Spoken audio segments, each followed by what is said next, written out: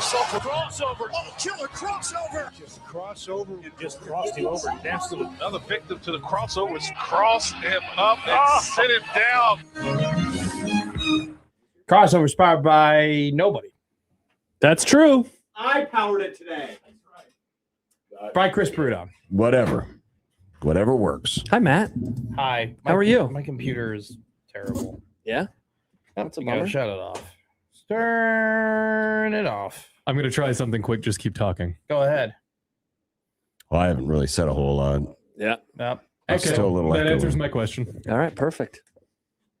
I don't know if I have a prompt for the crossover that will last very long, but I was thinking of something. Well, I was, Since I'm being honest, Yeah. I'm just calling a spade here. we got room here. Slide it on over. This is how, okay. All right. There's a lot of things going on. Just saying, use a little room. That's all.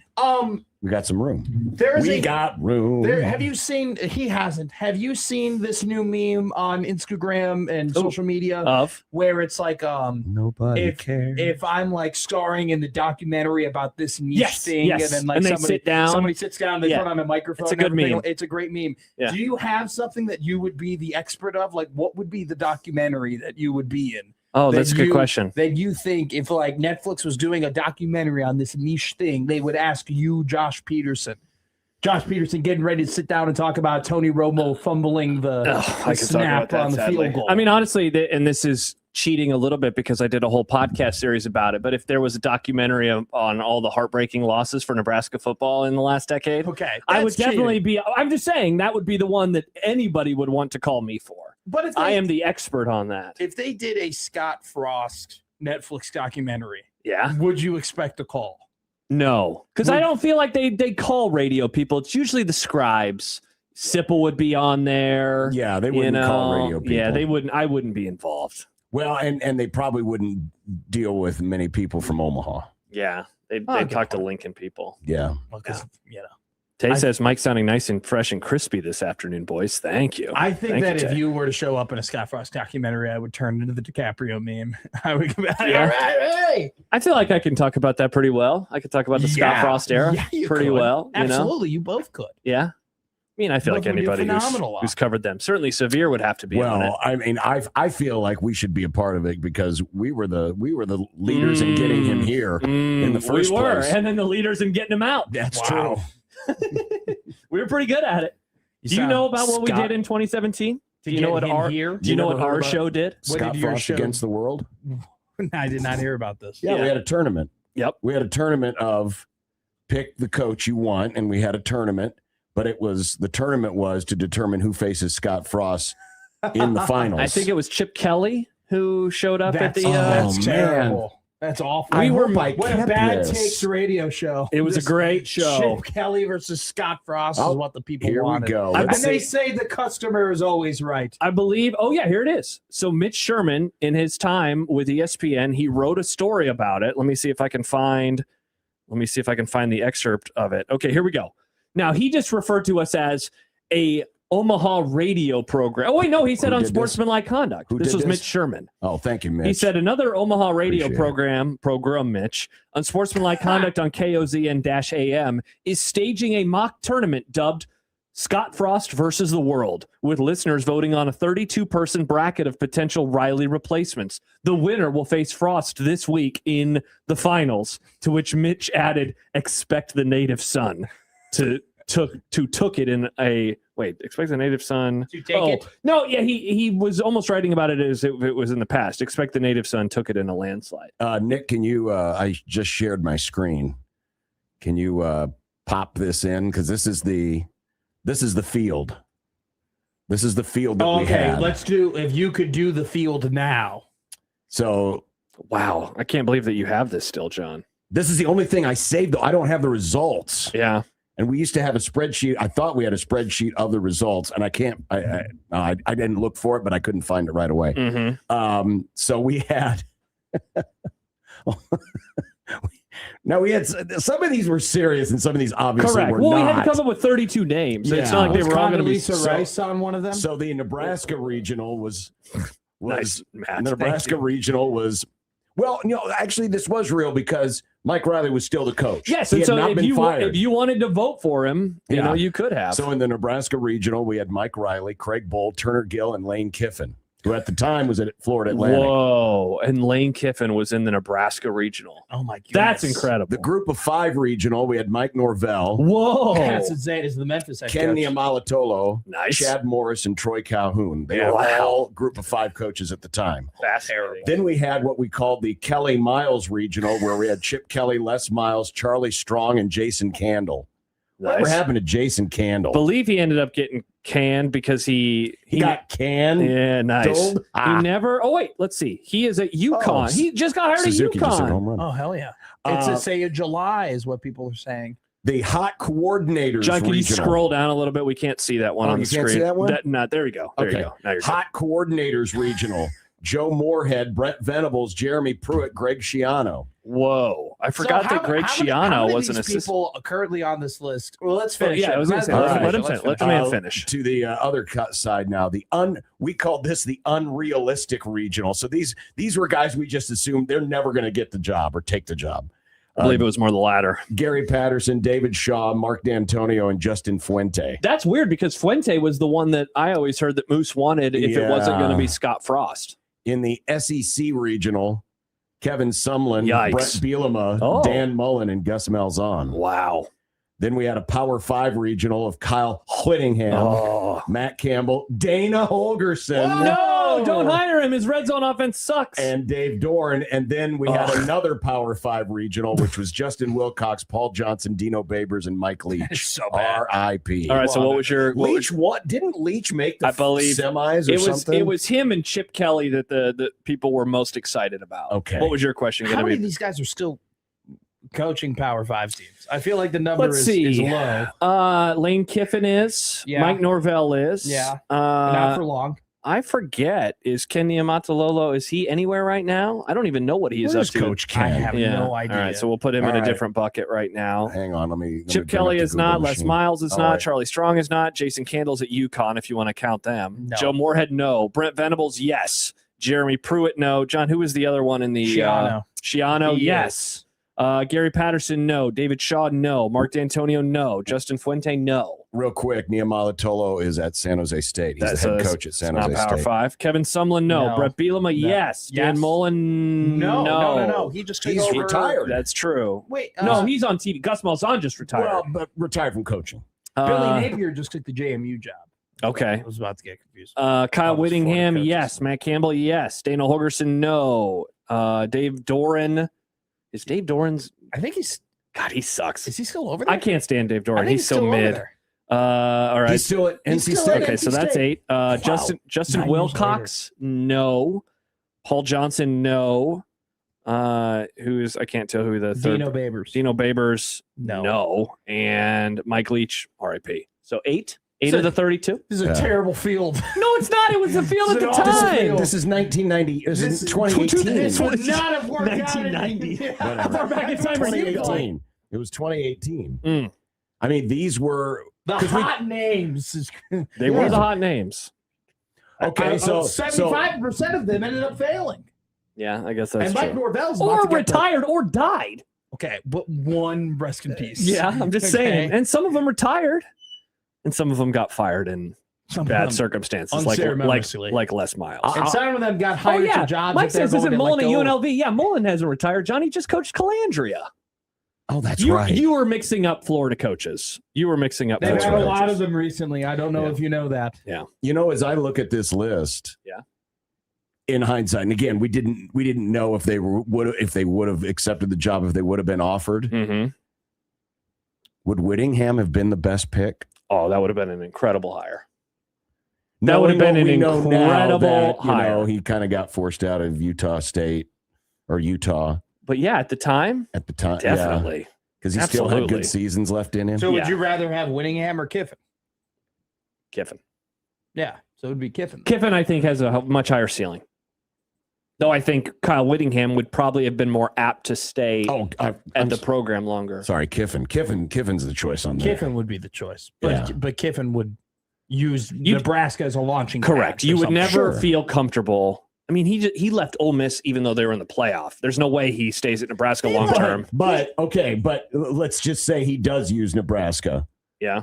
Then that means you're good. That means he ended up being pretty good. So you would take the trade. You would absolutely be in on that trade. Oh, God, yeah. There's not even a question. Would you take 3 to 4 years of Lane Kiffin if it means that he ends up moving and then on we'd elsewhere? end up with old boy who's now at Ole Miss. Pete Golden? Pete Golden. Can you imagine Pete Golding as the Nebraska football head coach? I literally cannot. I don't think he's going to do very good at Ole Miss. Or Ed Orgeron. Ed Orgeron would friend be the of the head coach Grum. of Ed Nebraska. Orgeron, or and then we could have ended up stealing players from other schools when they were in the middle of chem class. God, that would have been awesome. Or we could hire Eric Morris.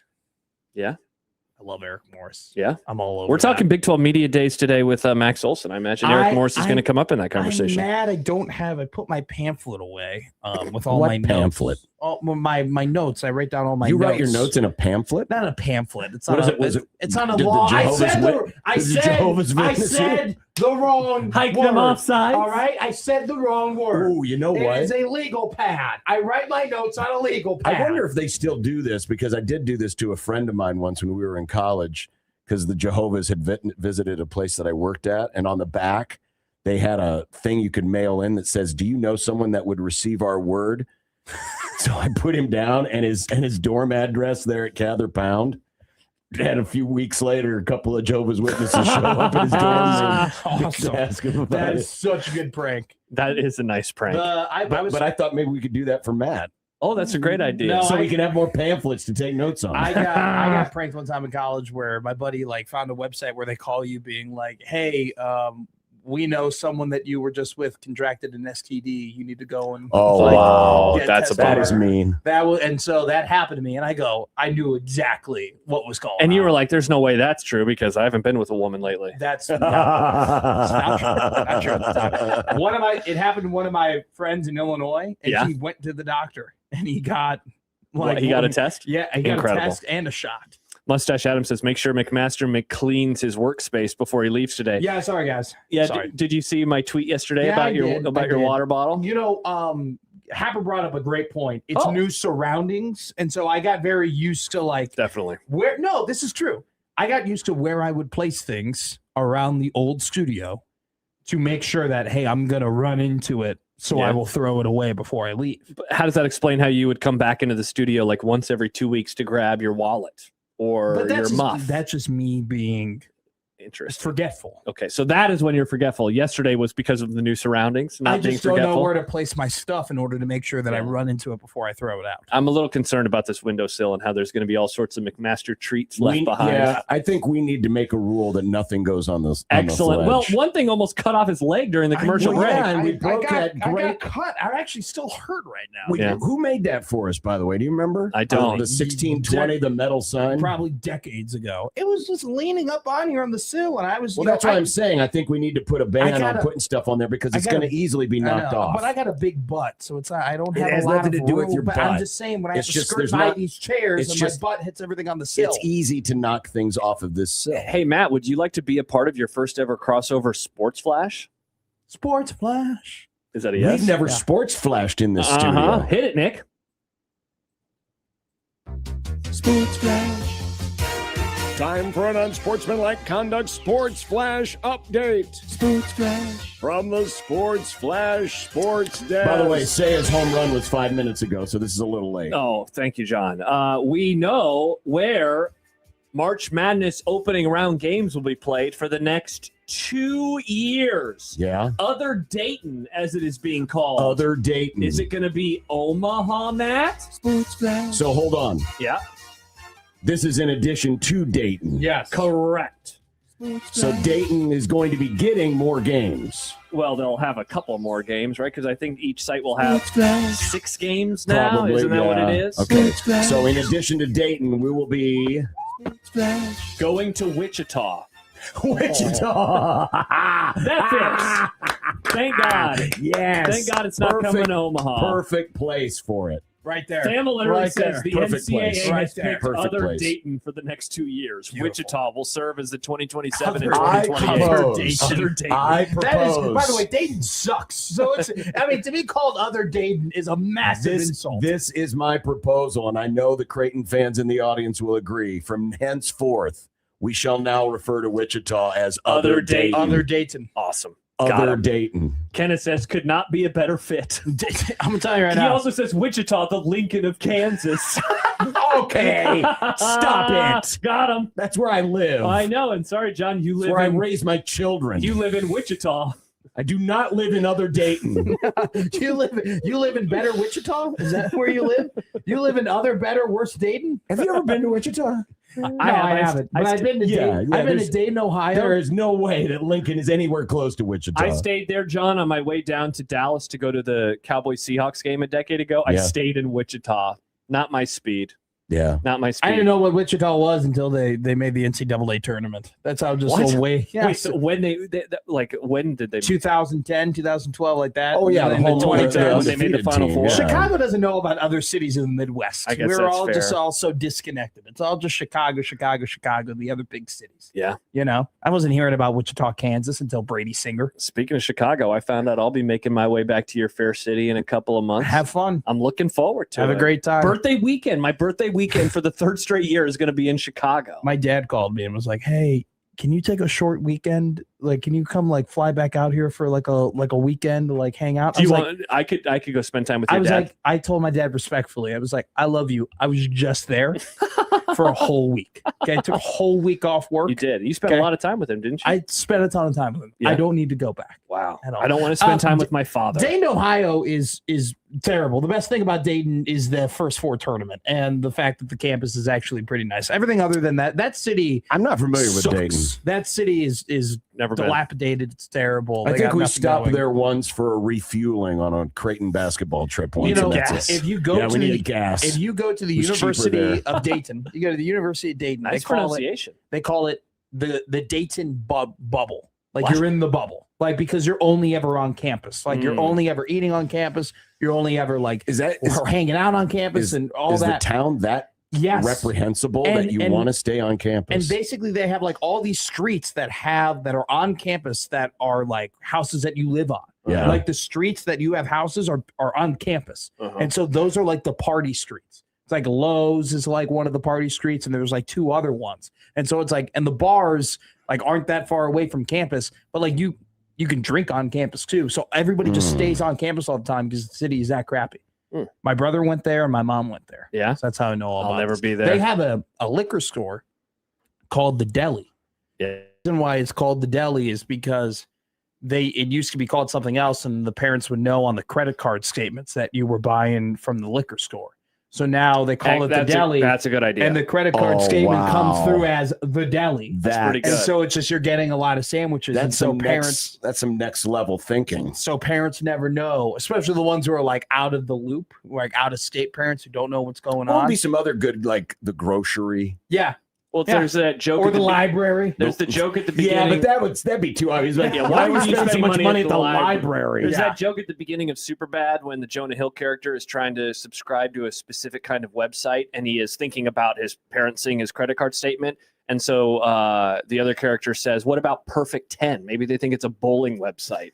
How about you call it 1890? How about you call it 1890? I'm just giving all my money to the I collector. just want my team I to just be want good, my Dad. team to be great, Dad.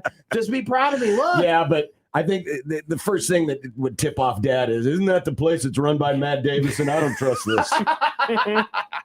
Kyle says, "Other Dayton, the Lincoln of Kansas, might be a better tagline than Nebraska. It's Other- not for everyone." The other Dayton, Why? Lincoln, Okay, now of hold on Kansas. here. I get that Omaha and Lincoln have had this ongoing rivalry for many, many, many, I many, don't think many, about many, you at all. many, many years. I'm gonna be. I But- lived in but both. I why? prefer this one so much more. Why Yeah. would we? This is where adults Why live. are we Oh, God, yeah. denigrating the home of the Huskers like It's this? a college town. It's when you're young and It's a wanting to government town. when you want to find yourself, Oh, you go I mean, they have a government building there. You have They have many government John, you buildings live there. in My Lincoln wife works in when one. you're trying to figure out who you're going to be in life. And then when you are an adult, you move to Omaha. That's what you do in the state of Nebraska. I understand this, but why does why does Lincoln have to catch the Wichita strays? Well, I don't make the rules. Kenneth makes the rules. I can't tell you that. We read I'll the tell you tweets. this right now. I'm very happy that I after dare college, say Kenneth has never visited Lincoln. That sounds about right. I have a lot of friends who still live in Lincoln after college, and I will tell you, I'm very happy I'm not one of those people. I love living here. Listen, I have nothing against Omaha. You better not, John. You work here. I know. These are your people, John. You speak to these people, this community. It's your community now. No, it's fine. Oh, he's on the track. All right. Man, Hap takes some weird angles to balls sometimes. I know. That's Happer? No, Ian Happ. You got to take the right angles to balls. You take the wrong angles to balls, and everything can fall apart. But at least the camera people didn't do the stupid thing where they jerk the ball away or jerk the camera way up high, and you can't tell tweet about that. I hate that. I know you do. It's so bad. You don't like it when they jerk when somebody takes a wrong angle to a ball?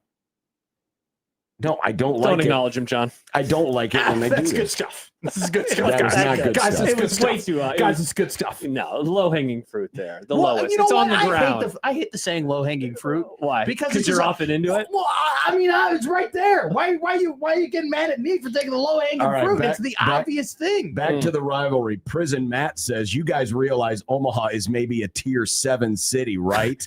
Tier 7. How many tiers are there? Yeah, I was going to say, if there's 100 tiers, maybe. Sure. Yeah. Well, first of all, There's 1,000 tiers. Also, I'm not comparing a lot to Chicago. I'm just comparing there it to are many Lincoln. reasons. I mean, listen, I love Chicago. I love visiting Chicago. I would not want to live in Chicago. I don't know if I agree. I would never want to live in New York. I would not want You're to not live a in big. LA. You're not a big city guy. Most people really aren't. I think a lot of people are fake when it comes because think about it. I feel like I'm getting attacked here. No. You're not getting. You didn't really live in Chicago. We know this. We know you lived in a suburb. But you were close, right? Yeah. 10 miles away.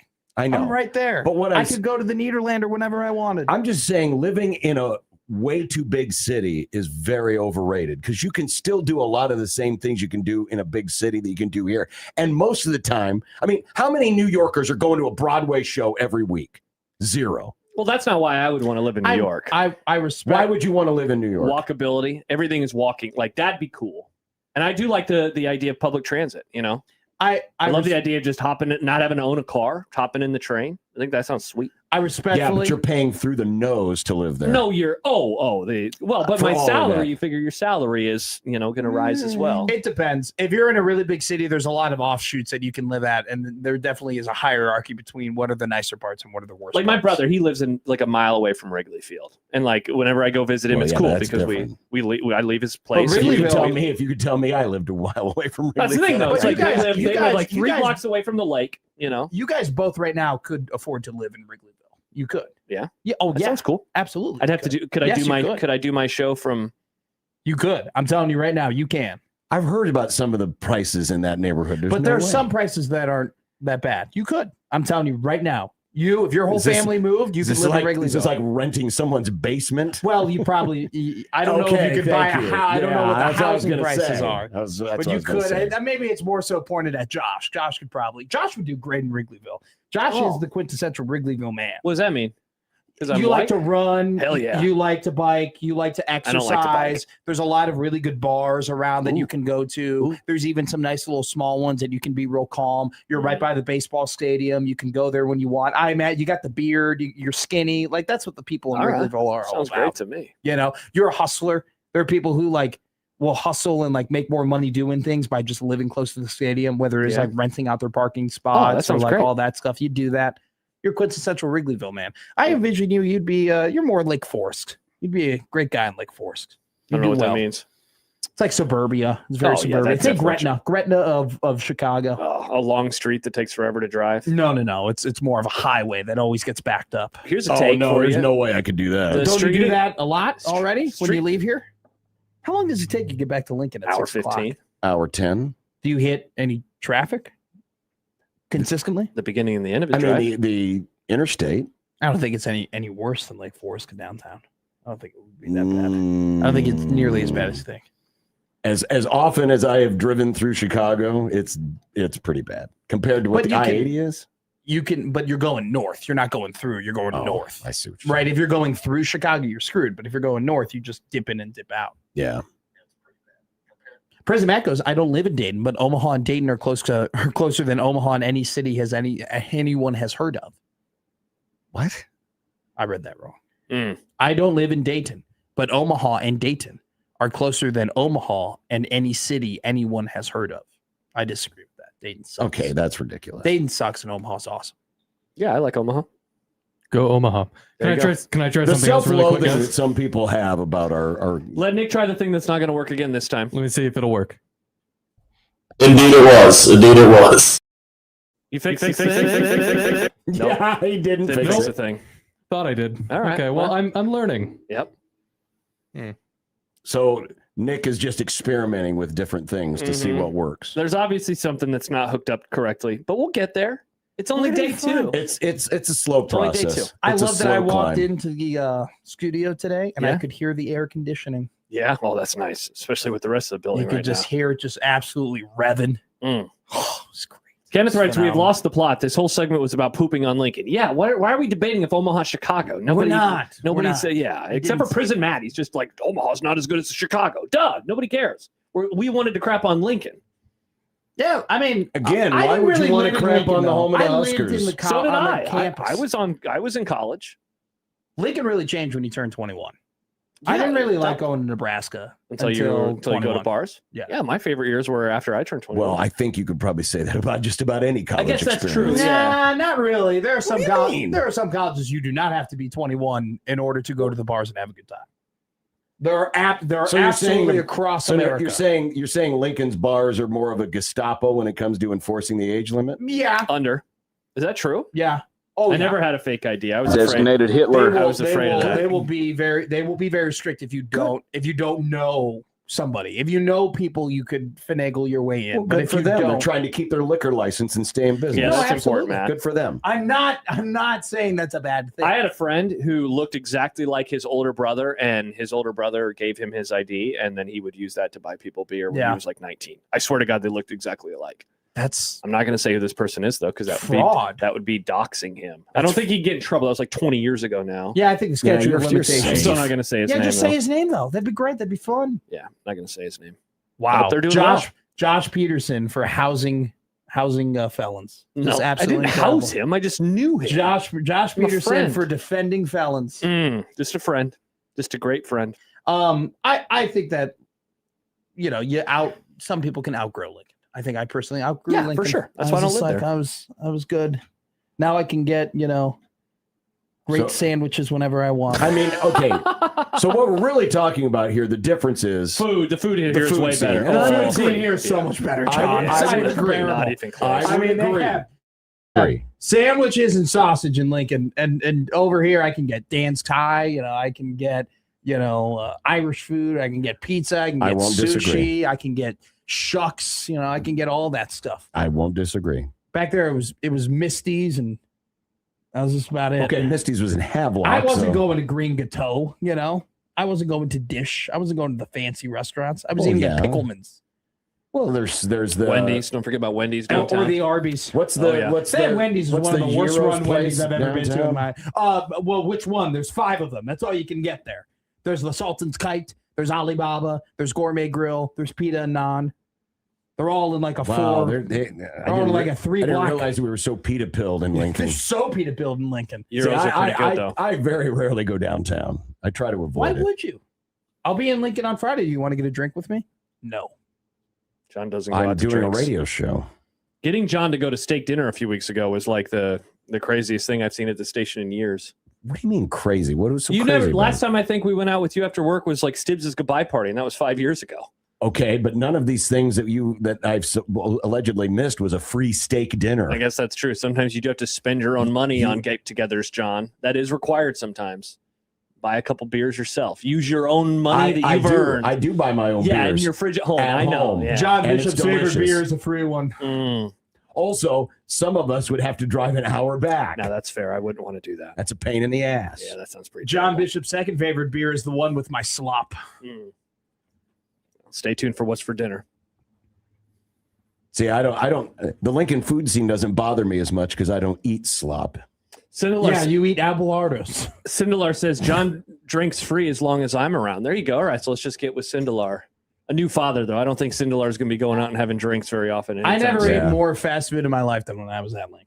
Well, again, you were in college, though. I know. It was tough, man. Yeah.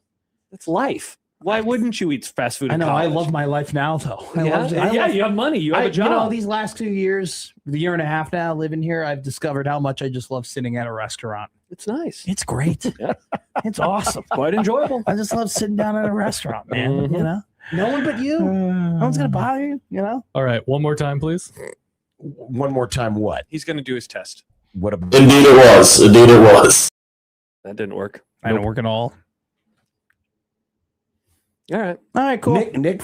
This feels like Very standard. Yeah. What were you going to say, John? Do we have a fire alarm in here? A fire, a smoke detector? Because I have a feeling, but before too long here, the smoke coming out of Nick's ears. Because he is really. Are you triggered right now, Nick? No, he's not triggered. He's just zeroed No, in. I'm just trying to figure this out. His gears are grinding right now. Needs a little more Pennzoil 1030. Oil them suckers up. Tego Sindelar leaves for milk and cigarettes on a weekly basis. He always comes back, but still. I would love to go on a milk and That sounds like a great podcast. Milk and cigarettes. Has to be the name of a podcast, right? Sindelar and I just walking to Cubby's to get milk and cigarettes. The Sindelars are kind of setting up to be like a redo or a remake of a 1950s family. I was about to say they're an old school couple. Yeah. They are an old school couple. Yeah, they're bringing like the 50s dynamic back. Can you make I Love without maybe the separate beds deal? Could you make I Love Lucy in the 2020s? Could you do that? Well, why couldn't you? There is not a podcast named Milk and Cigs. Sindelar, I think it's time to start it. let's get to making some things on Canva. I think it's time to start making it. So it's like a 2% milk carton with Marlboro on the front of it. That's a good idea. It's toasted. Nice, good reference. I know. I was dropping. I've never referenced a TV show without ever watching it than Mad Men. Just because That's what the money is for. Uh-huh. You know, so on the random AMC channel that is always playing Only Mad Men. Guess what episode was on last night? The suitcase? Oh, that's what the Guess money what is for. As soon as because I don't remember the shows as well probably as you do, but as soon as I saw Don sitting on the couch in his office and Peggy is getting emotional, I'm like, it's the scene. Yep. And so Leo guess what I pointed did? me. I waited for it. Uh-huh. God, what a great episode. That's what the money is I for. sent a meme You never today. say thank you. That's what the money is for. I sent a meme today in a group chat. One of my buddies was getting all mad about a take I had. I'm like, Classic I friends. was like, this guy's ridiculous. Like, get your own radio show. You Got know? him. Yeah. And I'm like, and I sent that meme. I go, I don't think of you at all. It was just like a, Oh yeah. it was just like, Oh tough. yeah. Tough. I don't And think and I of you showed at all. Josh because I knew my mentor would be proud of me. I knew that you. Joke. I know. Yeah, I It's love pretty great. Mad Men jokes. I get a text every time I have a joke. I get a text from Josh rating it 1 to 10 during the entirety of the show. I'll be hosting my show and I'll make a joke and I'll get 6. Yeah, 4. that never happens. I don't listen live. You know this. I listen on the podcast at double speed. 2 times speed. Hell yeah. People hate my voice when it's 1 time speed. I, love your- can't imagine what you. I love your voice How at double squeaky speed. do I get on 2 times speed? Oh, yeah, do I yeah. get a little squeaker? You Mad get a Nick little- squeaker? You get a little loud. You get a little loud. All right, that was fun. All right. Well, there you go. There's your crossover. I just find this whole thing funny. What? But it's funny. It's we were so used to saying Yes. like the You line. gotta stop. That's the crossover, and then it's And over. we're, yeah. That's over. I like the awkward pause though. Yeah. On 1620 The Zone.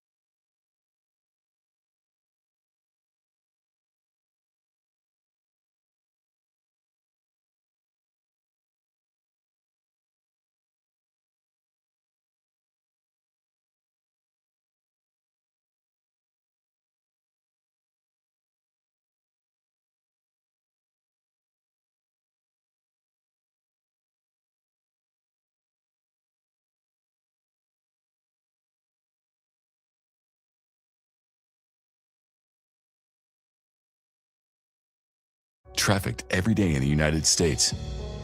Sometimes by someone they trusted, sometimes by their own family. While millions watch the World Cup, they're fighting to survive in silence. Help us change that. Visit bluecampaign.gov/World Cup to help us break the silence.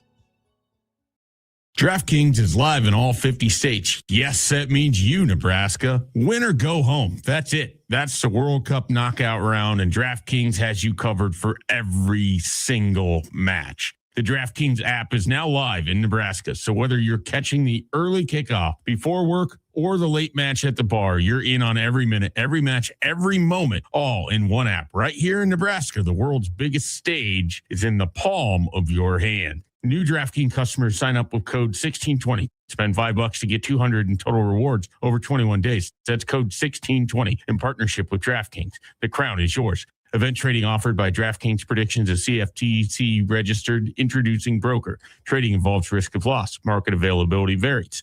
Eligibility restrictions apply. $50 every 7 days via click-to-claim issued in non-withdrawable predictions dollars that expire in 1 year. Ends July 19th. Terms dkng.co/predictions promo. When money's tight and you're behind, every dollar counts. And Liberty Mutual can help you catch up to make that back nine rally to win, if you will. Liberty Mutual comes up clutch by customizing your car and home insurance to save you money, especially when you bundle. It's insurance built for real people with partners that work hard to help you keep more of what matters most in your pocket. Liberty, liberty, liberty. Get a quote at libertymutual.com or with your local independent agent. Car repair is car repair. Most places you go can change your oil or fix your brakes. The difference is the experience you'll get at Omaha Car Care. We're part of the community. We were born here, and we believe that our relationship with you should be built to last.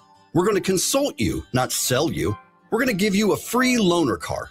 We're going to treat you like a valued friend that we want to continue to see in the years to come. I'm Rick Betker, owner of Omaha Car Care, and we'll be along for the ride. The Zone Hotline is powered by Prairie Flower Casino. Play longer, win more. Equitable Bank. We take banking personally.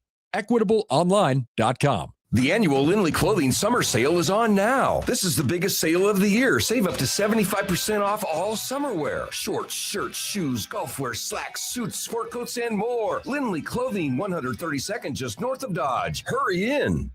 The Alzheimer's Association and the Ad Council present the story of Tom and Levi. Tom is the smartest man I know. He's been a professor at 2 major universities, been a teacher for over 40 years. One day, he told me that he was having problems in his classes. I think one of the students had asked the question and he didn't remember the answer. And I also noticed that he was letting his class out earlier than they were supposed to let out. And he was telling them that he was doing it as a favor to them. But I think in reality, he just wanted to get out of there. I was really starting to worry because I saw something that's wrong. Levi and I talked about how it would change our lives, but he was there beside me. And my love for him was just immense. When something feels different, it could be Alzheimer's. Now is the time to talk. Visit alz.org/ourstories to learn more. A message from the Alzheimer's Association and the Ad Council. This edition of Unsportsmanlike Conduct on 1620 The Zone is proudly presented by Union Bank and Trust. The program starts now. KOZN.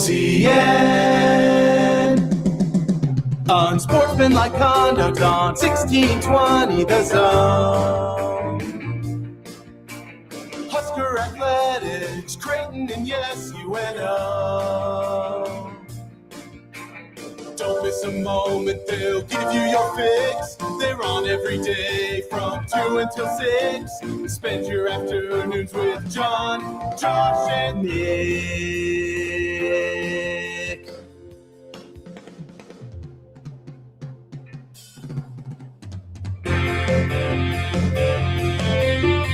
John, Josh, and Nick. They'll show you what sports talk really is.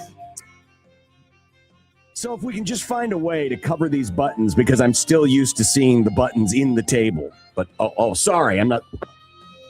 We're still working, folks. What you were? I heard you. We're You still were working. talking. Sportsmanlike conduct on 1620 The Zone. Husker Athletics, Creighton, and yes, UNO. No, I know it was working. I don't know where your table buttons. They're way over here, but I shift. Once Matt leaves, I just kind of move on over a little bit closer. Maybe I should do helps. that. Maybe I should slide it on over. Yeah, it definitely helps me. I did try to move this little box thing to cover the buttons. That helps. There you go. That's a good idea. A little bit. We're still getting comfortable in here. We're still trying to get used to it. Yeah. Also, it's just about how does everything make you feel? Usually when your team is winning, you want to stay in the same spot. You don't want to move on your spot on the couch. You got to wear the same underwear. I've never done that. Oh, okay. I have never done look who left his bottle again. No, John, it's because he's still getting used to his new surroundings, not because this is what he literally always does. You've never been the same underwear guy? What about the same shirt? If your team wins and you're wearing an outfit, do you wear the same outfit the next week? The only lucky piece of clothing that I ever owned was a hat. Yeah. Because that's easy to always wear. Yeah. A hat is way easier to always wear. wear. It was a Nebraska trucker's hat. Yeah. It was a classic 1978 trucker's hat, which I think they started to resell a few years ago when that phase was coming back. People were way into those. Yeah, I had one of those, and that was the lucky hat that never went to a game where Nebraska lost until the Orange Bowl. Prison Matt says the audio sounds better today. Thank you, Matt. Carol I don't says, know if they did anything, though. No, Josh said they did. Oh, Josh they said did? they did something. Oh, okay. I think it sounds different today. Carol says Nick is going to lose his ever-loving mind today. Nick, is this true? Are you triggered? And we just don't know? No, I don't know why people think I'm triggered. No, I told you, Nick is deep in thought right now. He's trying... I can appreciate this because when I was Nick's age and about the same time, we went through a studio change back at KLIN and we got new boards and everything. And it was kind of like the same upgrade as we just went through. You were upgrading from like the 60s to the 80s. I can remember, being in a position similar to Nick's where I was doing a lot of producing, running the board. I was a director of video. I was trying. It had nothing to do with video, but I mean, it's just the whole troubleshooting Why isn't thing. StreamYard working like it should? You want all the new stuff to work the way you had it envisioned in your mind, and when it doesn't, because inevitably when you unplug something and plug it back in, it doesn't always work like it is. You want to troubleshoot. Yep. So I know exactly what Nick is doing right now. His mind is in troubleshoot mode, and he's like, I think I can do this. I think I can solve this puzzle. It's like a challenge you give yourself. Well, plus we have Kent Wagema coming on tomorrow. He doesn't want to talk to Kent on the phone. That's not true. as fun. We want to talk to Kent on the video point. stream. I have an idea for a workaround, but you won't like it. What is the idea? What's that? We talk and we turn off our microphone every time? No. We have Kent's audio through the phone, but we have him on the video. Oh, that's fine. Why wouldn't I like that? Because it'll not sound as good as it could. Oh, yeah, but I mean, if we can see his face. But that might be kind of fun. Yeah. To see Kent. And hear it. But to hear telephone Kent. Because telephone Kent was... Nick doesn't know a world of telephone Kent. I've never known telephone Kent. His phone sucked back in the day. It Yeah, wasn't he fair and tier, Nick, but it was pretty He rough. used to have a pretty bad phone. It was pretty rough. That's my working idea for video guests. All right. But remember, he is of home. Well, wait, people don't have landlines anymore. Never mind. Yeah, I was going to say there's no way he has a landline. Then we could get that visual though of Kent, because I could imagine how he would do it. So he'd be on camera, right? But he'd be talking through the phone, and he would be one of those who would hold the phone up like this, and so this is how he would look on the video. I don't think Kent's hold his phone like that kind of guy. No way. Ken is a holds it to the ear kind of guy. What if Kent has AirPods? What if Kent has AirPods? Wireless earbuds. I don't think he I does know that someone who can help him with that issue. Who's that? Severe. I have a question for you guys, and it's going to make me sound very, very young. Yeah. I grew up in a world where we had landlines, but I was in the transition between landlines to cell phones. Did landlines sound better on the radio? Oh, yeah. God, yes. Yeah. Interesting. Yeah. Okay. That's Oh, why my God, yes. John, who was our favorite guest with the landline for many, many years. Oh, we gave man. the phone lines an honorary name in honor of this guest. Do you remember who it was? It was college football guy. It was on TV. It was Stu's buddy. Yep. Bruce Feldman. Bruce Feldman. Thank Bruce you. God, I Feldman drew a blank. Has or had the best phone line of any of our guests. It was pristine. And at one time, we gave him praise, and he said, I'm going to have to tell my wife about this. Yeah. Because I had no idea that my phone line was that good. It was the best phone line. Awesome. Nick, you would record the interview into Audition, and the levels on his interview, smooth as eggs. I mean, it was just so nice the entire time. Yeah. God. We should get Bruce back on the Should show. have called him ISDN. It was so We good. really should have. He sounded incredible. Absolutely incredible. Prison Matt, in addition to triggering everyone in Omaha, does say the audio sounds better today. Yeah. I read that. That's how we kicked off this whole conversation. Thanks for listening.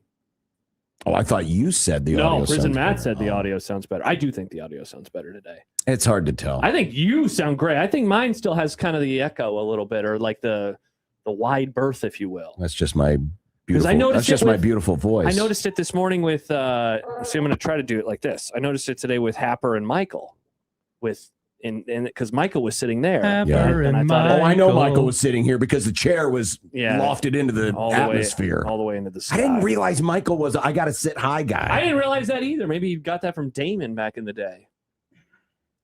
We should Well, at start least calling we're him below it. Hi, Matt. He left some stuff. Matt. He left his muff. He left his muff. He left his water. He knocked over the sign. Yeah. You left your water in here too. You guys want cigars at all? No. No, I'm good. But Thank you though. you left your trash in Yeah, here. yeah, your water bottle. He's just getting used to the new space. surroundings. We know it's okay. It's okay. It's okay. Have a great day, Matt. Appreciate you, You're Matt. killing me, Good to Smalls. talk to you, Matt. I appreciate you, Nick Grimm. Thank you. I love you. I love you too. Well, I need to show Nick love. He's working hard. he is working hard. He's troubleshooting. Yeah. We're not. We're just shooting off the mouth. Nah. Well, that's because We're in the heart of the station. it is hard Okay, to let's settle down. it is You're the hard man, to Nick. troubleshoot Thanks. and do a show at the same time. Drink. There's Thanks. the oil that runs the car. Oh, What happened? Don't let anybody Cars. tell you Is there a otherwise. fight going on in the Cubs game? I got it. No, Bye, Matt. I think someone may have People pulled mad at up. Suzuki? I think someone may have pulled up a little lame. Okay, that's not good. people mad at Suzuki. What are you, my dad, who's a Yamaha guy? Nice, Nick. John, should we get to the Grum down? Yeah, let's do. Mm. See, I Before, thought we- John would have before- laughed at that. before Nick makes any more inappropriate jokes about the Japanese. Mm-hmm. Oh yeah, I was a little worried when he started making that joke. What do you mean that appropriate? I was so worried. Brands. Mm-hmm. I know. Grum down. Can we make the first 5 final 7 extend for one more day? Nice. Answer: oh, hell yes. Do we have any new emails to read about this? I don't think I've seen. Oh wait, no, didn't we get one yesterday? I think you responded to it. I did. Okay. But that was yesterday. But Okay. can we But make I it don't think extend we one used it more on the day? air. We can make it extend one more day. Life finds a way. If not Calandria, who? Well, probably a strainer will work okay. I think it'll serve the same function. Nice. Get it, John Collins. I am not. I don't like strainers. They're No? hard. I mean, the What? meshy ones, because they don't. It's harder to clean them. Well, they're really good with rice. Just throw it in the dishwasher. Yeah. That's I know. Pretty easy. But the wife sometimes insists you don't have to put that in a dishwasher. I'm No, like, you gotta yeah, do you the do. voice. You should probably put it in the dishwasher. I'm afraid if I do the stereotypical wife voice Yeah. with these new mics, Yeah. It's going to sound too good. Your impression is Maybe. going to be too good. it might be. Mm. I don't know. Okay. Robin Washut of HuskerOnline.com. Nice. And Max Olson of ESPN, who was at Big 12 Media Days. Nice get Nick. We're going to live vicariously through Max, Yes. having wished we could have been there. Was he in the room where it happened? We'll have to ask him. Were you there? What would give us the entire breakdown on the tortillas? Tortillas. Tortillas. In 100 days of the NFL, offense is dead. Uh-oh, that's not Rip. good. The dumbass stupid gets really dumbass stupid today. It More? It does. I saw this and I didn't even send it to John because I knew at some point he was going to see it, and sure enough, he did. Yeah, it was And we dumbass got stupid. something to talk about. It's Thursday, so we can say it now. I don't care. Wisconsin's drift into late stage Nebraska gets shiny. John, it is amazing It how is incredible. I mean, it's the same playbook. It's incredible. It is the same playbook. They just can't. They can't help Nick, themselves. here's a thumbnail idea for tomorrow. Okay. You could do Pam from The Office, and she's saying it's the same picture, and it is Nebraska and Wisconsin. But will we mention it tomorrow? Yeah, I guess that should have been today's. Never mind, Nick. You know that doesn't stop me. It could have been. That's true. He's happy to do it. That's true. I mean, I'm kind of expecting him to, do a slide about how the Mets beat the Orioles in the World Series. Like, Nick, that happened like 60 years ago. Oh my gosh, what a reference. Well, I was trying to come up with something old. I mean, he's doing like DVOA. They're going back in time. They're That's putting all their true. stuff together for the 70s. And will I pay attention now that the Cubbies are hot? The game's almost over, thankfully. But guess what? The bullpen is now blowing it. That's John, 2 straight hit batters in a row. I'm worried about John straining his neck with where the TV is and watching the Cubs. It's a little different. You never worried about me straining my neck. Oh, you're still a young spry boy. That's true. My John's neck is just fine. John's I know what I'm out doing. of our demo and everything. I love your rope hat, by the way, John. Your liquid You're trucking rope looking hat. good with the rope hat. Let's go, John. Listen, I want to support. I want to support our fine sponsors of the Zone Twitter feed. Liquid trucking. But I do not support the fact that they use a cheap gimmick. No, don't It's a say very that. nice hat. It is a nice hat. They just And need the to rope get. They puts just it all need to together. ditch the rope gimmick because it doesn't do anything. I wore that hat to the beach last Friday. It was great. What? That strangely just killed the conversation. I don't know why. Nick, do you got anything you Go- could go work back on? to your Yeah, start working on I don't stuff know why over that there. killed the conversation. I don't either. I work really on some don't. stuff I'm next. not It's a very sure. normal thing to say. I guess. Yeah, I suppose. There's a lot of other little things too, but it's also been because, at least for now, the Twitter polls are kind of working again. Why are you doubting this? You can't ever just be happy. When you wake up on Christmas morning and you get a gift, are you always like, eventually this shirt will get ratty and I'll have to throw it away? Now, Is wait that a your second. reaction? Now, hold on a second.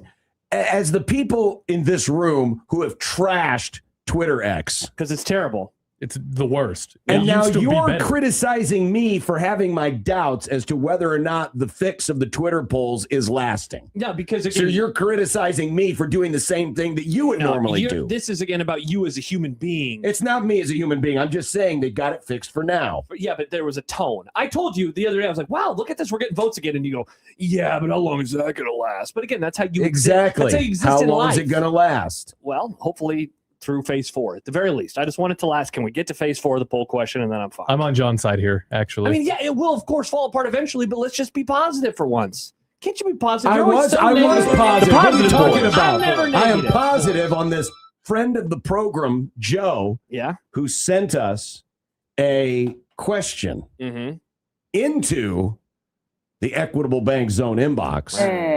At Equitable, we take banking personally and answer the phone on the first ring, equitableonline.com. And his question was, would you sign the contract for the 2026 Huskers to go 7-5 as long as one of the wins was an upset over an AP top 25 opponent?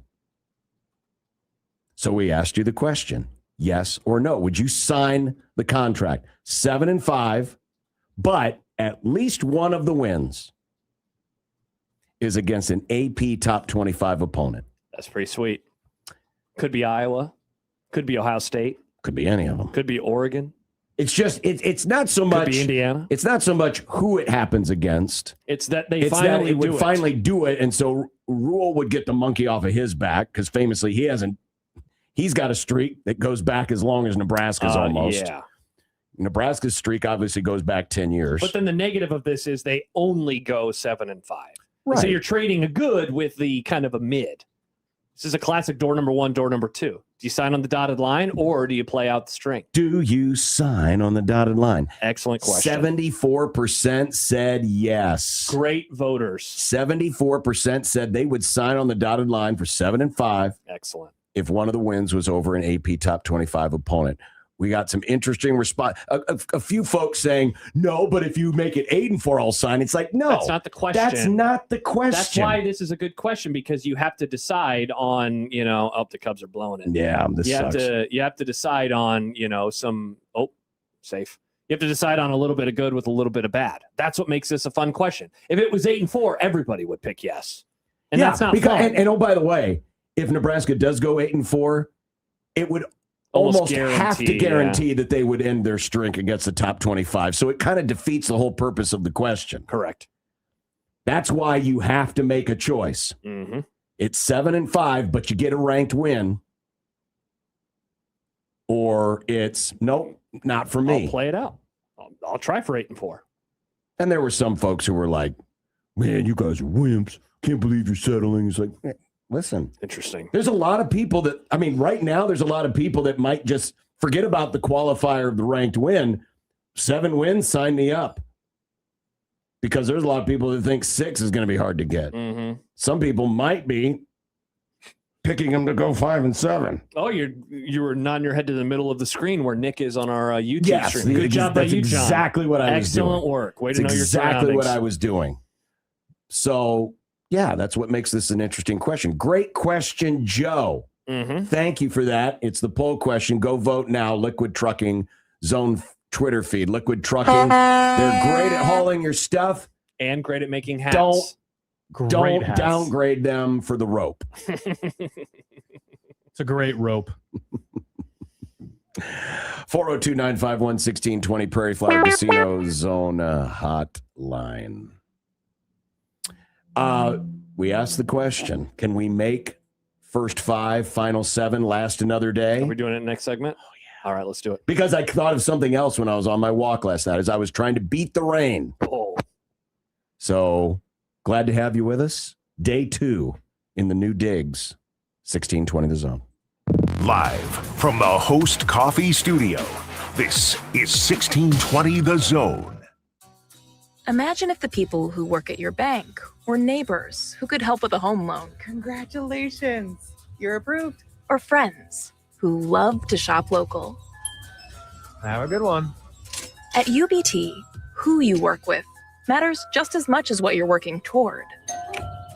Hey, thanks for helping. That's why your money has more than a banker. It has people. Union Bank and Trust.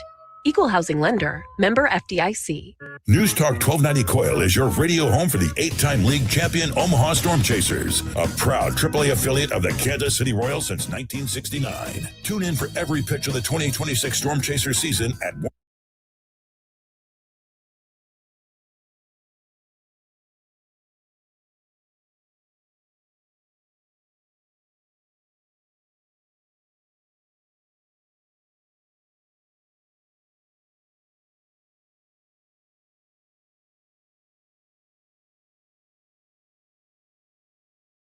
I'm Sarah Bowl. Yeah, I'm Frank Bowl. Us. And with T-Mobile.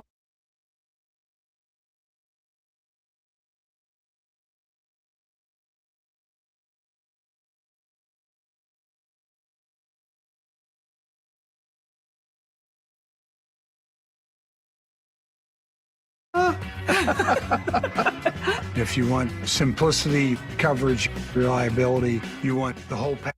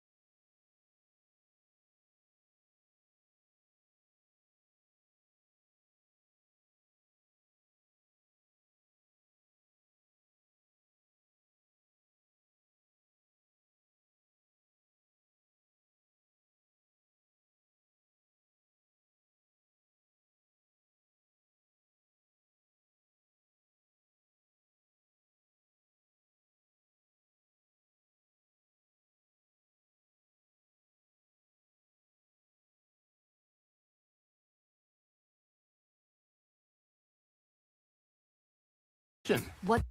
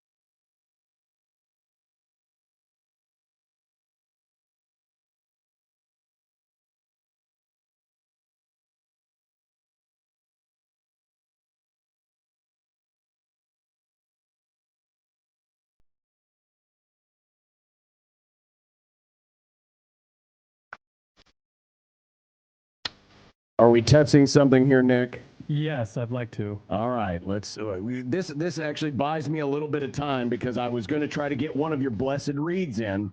So I'm waiting to pull up the old website, and it's doing its thing. It's grinding. I'd be happy to do one of Go the reads, ahead, John. Josh. Knock it out. All right, here's one. I'll be in Chicago in a couple of months. You could be in Chicago as well. Chicago is calling Husker fans. 1620 The Zone is teaming up with Union Bank and Trust to send one lucky Nebraska fan and a guest to Chicago to see Nebraska volleyball play Missouri. At this historic Wrigley Field. Historical and how beautiful do you win, Wrigley John? Field. I bet you're wondering how our listeners I'd can like win. to know, how do we win? Well, see, listen to the Road to Wrigley Sounder, and then that is a reminder to go to 1620thezone.com and enter for your chance to win. So you hear the sounder, you don't call us. It's just a reminder. It's like an earworm. You say, oh, that's right. I got to go to the website and register. Right. Multiple chances every day, all month long. You're going to get 2 tickets to the game, round trip airfare for 2, 2-night hotel stay, and a $150 gift card that you can use on a variety of things. Road to Wrigley, presented by Union Bank and Trust. At UBT, people don't have your money. Your money has people. Member FDIC.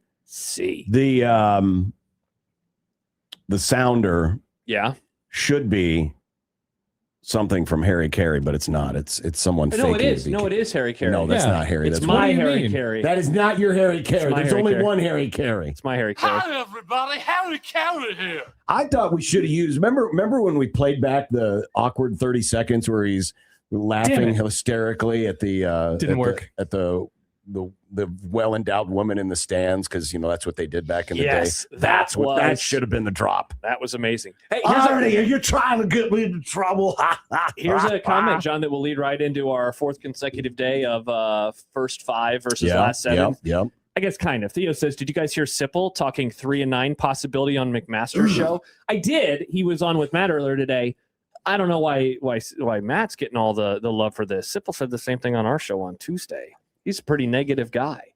I think Mitch said the same thing yesterday. 3-9. Holy moly. Yeah, but Sip's floor was 4. Well, he said today he could easily see them going 3-9, or realistically see them going 3-9. So that's not his floor. His floor is actually 3-9. So he flip flopped. He has lowered it in one day. He flip flopped. Yeah, exactly. Unbelievable. Yeah. Because I'm keeping track of all this. Now, should I change Sip's thing? I think so. I'm changing it. I think you have to change it to 3-9. I'm changing it. I think you have to change it to 3-9. Oh. Yeah. What's going on? You okay?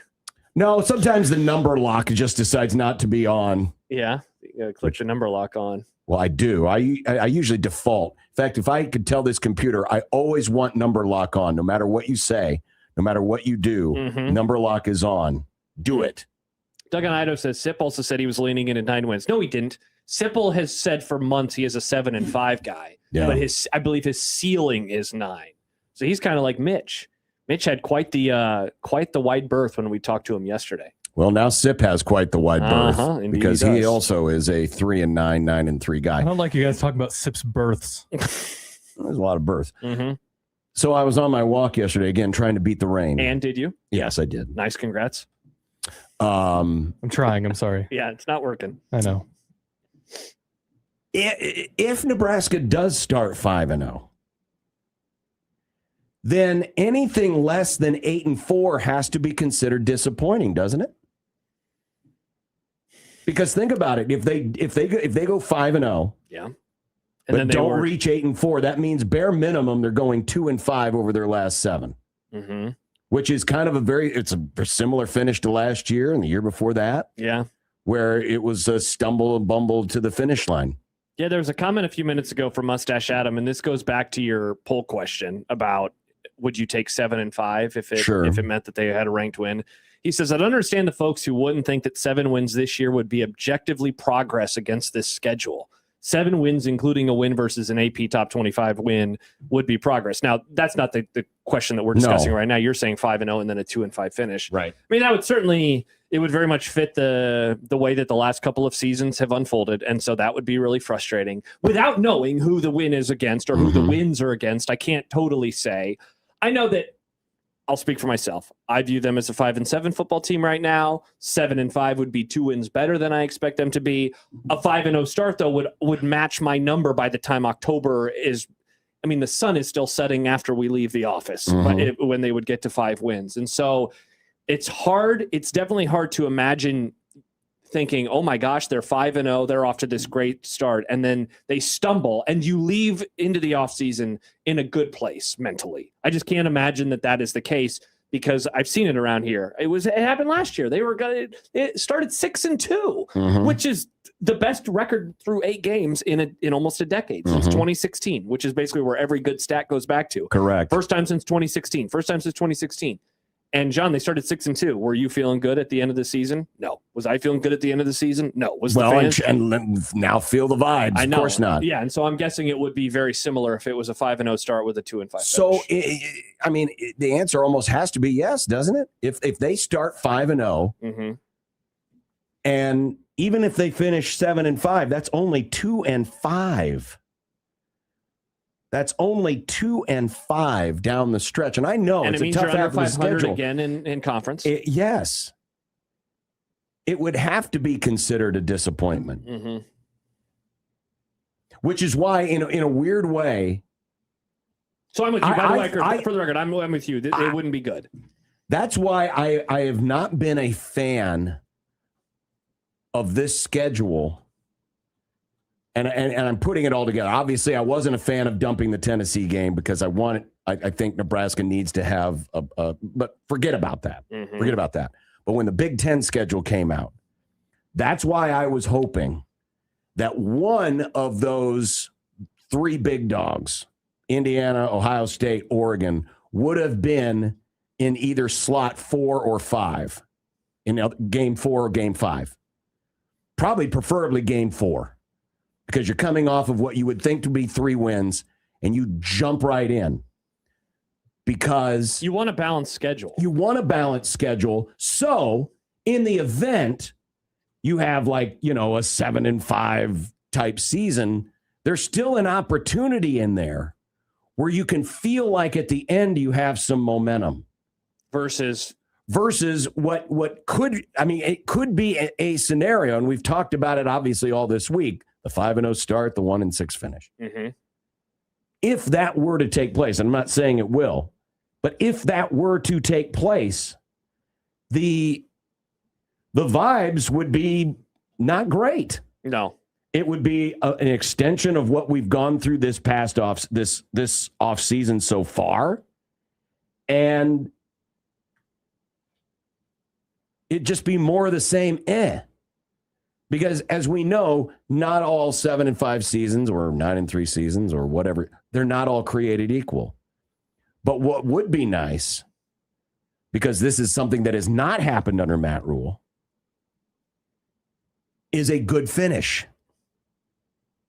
In 3 years, it's been stumble to the finish line. Obviously, in year 1, couldn't get that 0-4 in November. 6th win. 2 years ago, 1-3. Well, they finished 1-3 in November, but what did they go 1-5 at the end of the year? Yeah, they were 5-1 and they finished 1-5.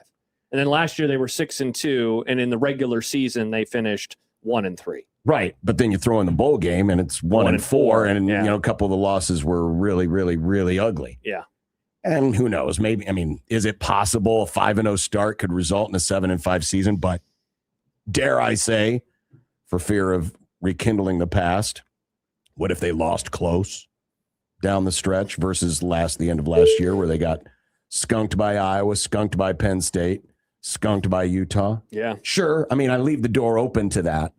But yeah, I don't think this schedule does Nebraska any favors this year when it comes to how can you build off of this. So what do you think of this? Mustache Adams says, okay, so you want them to go 3-2 and then finish 4-3. Dare I say, that would be better because you are definitely picking up multiple wins in the back half of the schedule against good teams. Now, you would probably look at the front half and say, oh, man, why couldn't they have been playing at that level in September and October? But just spinning it, I would say that would mean true growth. That would mean getting better at the end of the year. And again, I don't think that we can underestimate how important getting a pelt on the wall is. Matt had a discussion earlier this week about what's the best win that they have under Matt Rule. and I think we all agree it's Colorado. And like, that was a good Colorado team that year. Surprisingly, that's the only good Deion Sanders team. Yeah. But in the moment, they weren't ranked, right? So you don't have that mythical top 25 win that people are wanting around here. Right. And even the game itself unfolded in a way where it wasn't like the prettiest affair. After that, what's their best win? A bad Wisconsin team, Boston College, Illinois in year one. It's like a lot of 500 or sub 500 teams. Right. Nothing really impressive. You go 4-3 in the back half. Now, I don't think that this is possible. I don't think that if they start 3-2, I think that the wheels are coming off. But sure. if you tell me they will start 3-2 and then they will somehow go 4-3, I would say that means that they're about to pick up some of the best wins of the Matt Rule era. And Cincinnati. Thank you, Hokie Scurry. Yeah, absolutely. Mm-hmm. Because again, and listen, the end result is the end result. If it's another 7-5 season, there'll be the critics that have looked at this through the lens of, hey, man, you're in year 4 now. You should be better than this.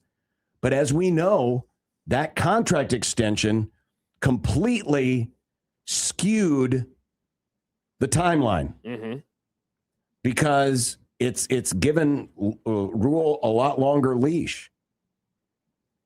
And so because of that, and because of the changes they made this past year, the tweaks,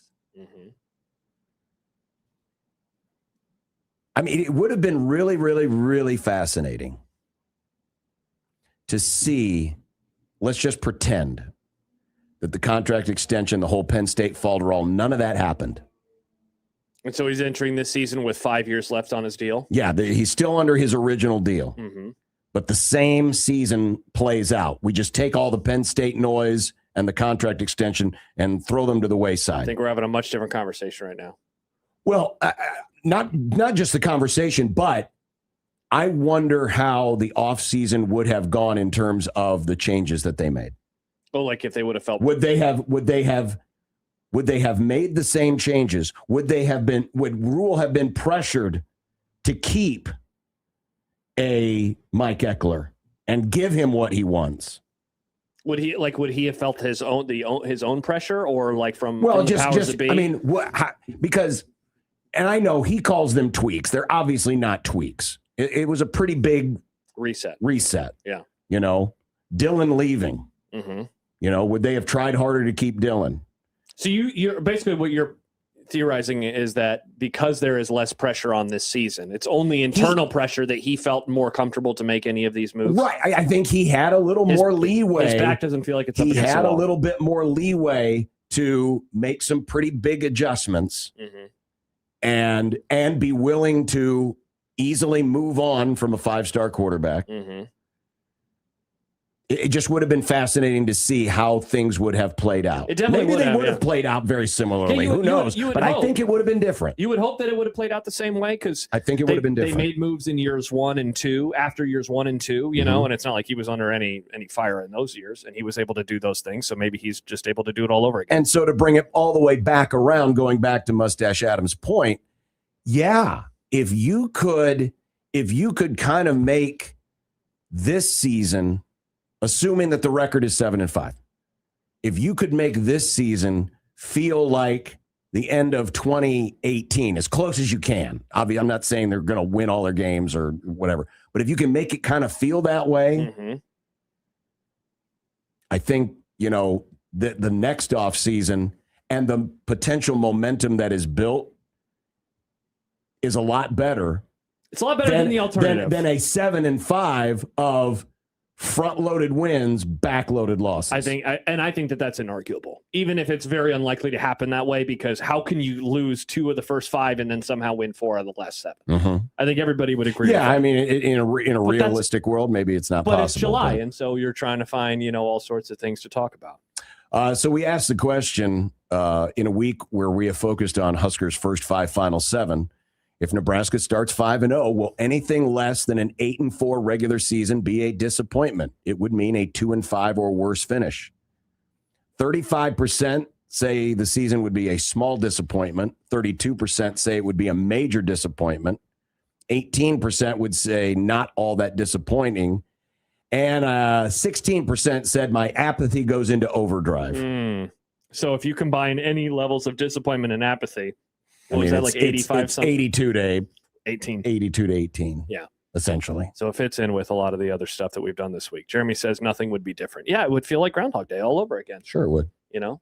Sure like it a would. good, because that's the thing. They've gotten off to great starts every year. Great in terms of kind of level of expectation. 5-3 in year one was not something I think any of us saw, and especially after the 0-2 start and the way they lost to Michigan. 5-1 the next year. I mean, if anything, you're a little bummed that they lose to Illinois, but a 5-1 start, best start since 2016.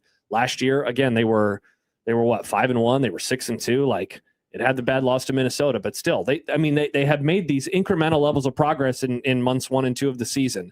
They have not been able to figure out the final month, though.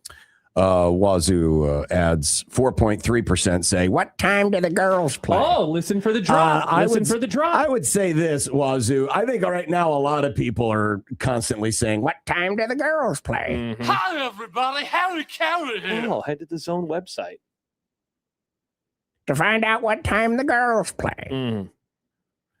Yeah. So I got a text that we could follow up with when we return about Rule and about something that we just said. All right. Also, we've got a new batch of Dumbass Stupid. Oh, yeah. And we're going to give you a chance to judge the Monster Energy Big 12 logo. I saw the patch. We have I haven't seen We this. have a look at the patch. Excellent. Coming up. It's Unsportsmanlike Conduct on 1620 The Zone.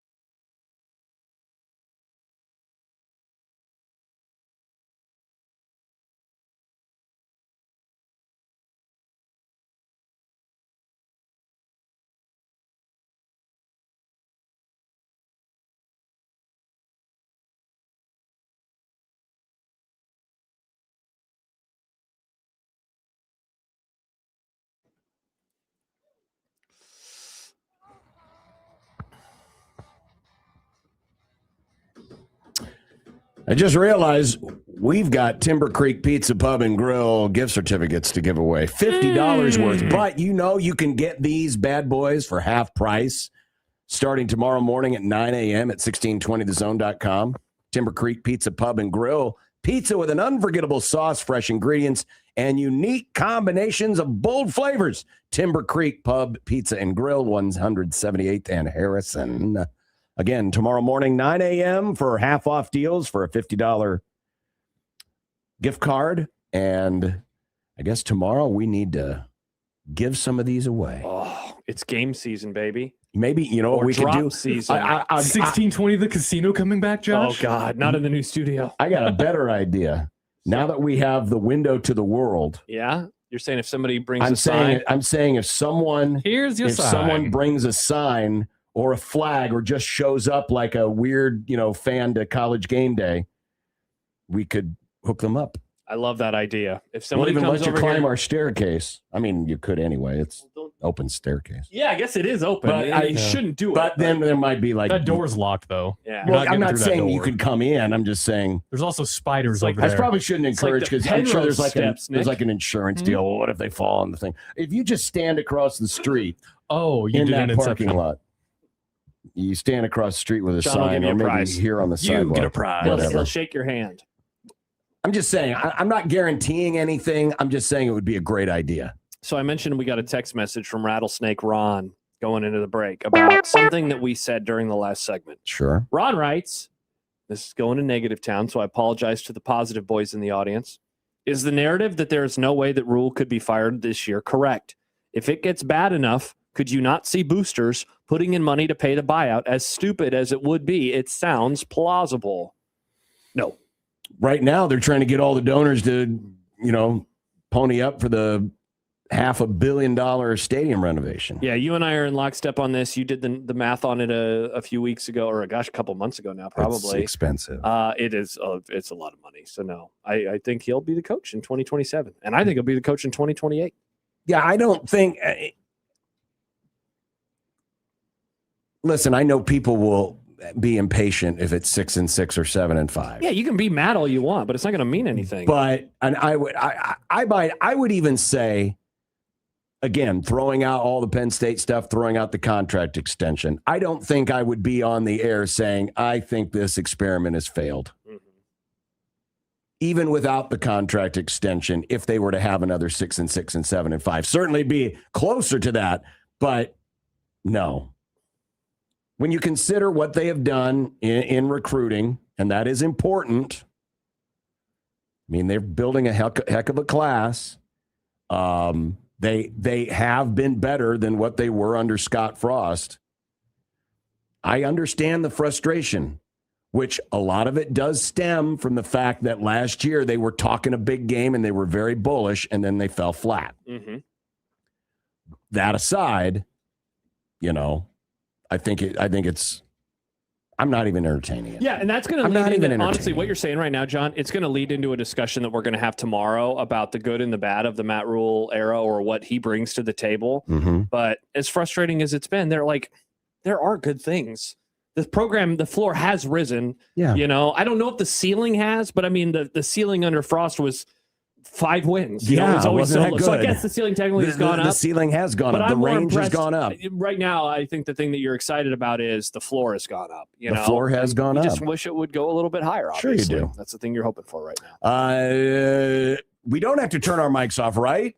I can just play the audio and then play the video. Yeah, let's just do it and find out All what right, happens. Let's do it. Ball is away. It's an end-over-end wobbler. DeJuan Gross has the catch at the 40. Flag down. 45, 50, 45, 40. Into the 35. Oh, come on. Oh, my goodness. As the dumbass, stupid turn. 35. This portion brought to you today by Dawn, the dishwashing liquid that takes grease out of your way. Now you have to regain your composure. Oh, you don't either. Yes, you do. And by Bold 3 detergent with built-in fabric Our softener. defense coming out and giving up touchdowns on the first drive of the second half. I'm going to lose my mind if they do. That is terrible. Today's edition of the Dumbass Stupid comes these quotes from Big 12 Media Days. Now are these anonymous quotes? No, or are these are anonymous. No. These are these are ominous. They're must quotes. They're must quotes. Big 12 coaches, of course, Rich Clark, who's the executive director of the playoff, he visits all these media days, and he was in Dallas for the Big 12 media days. And after, they talked about, some of the data points that the committee uses and just, doing another primer on the playoff selection committee. In a side conversation, this is according to Ross Dellinger of On3,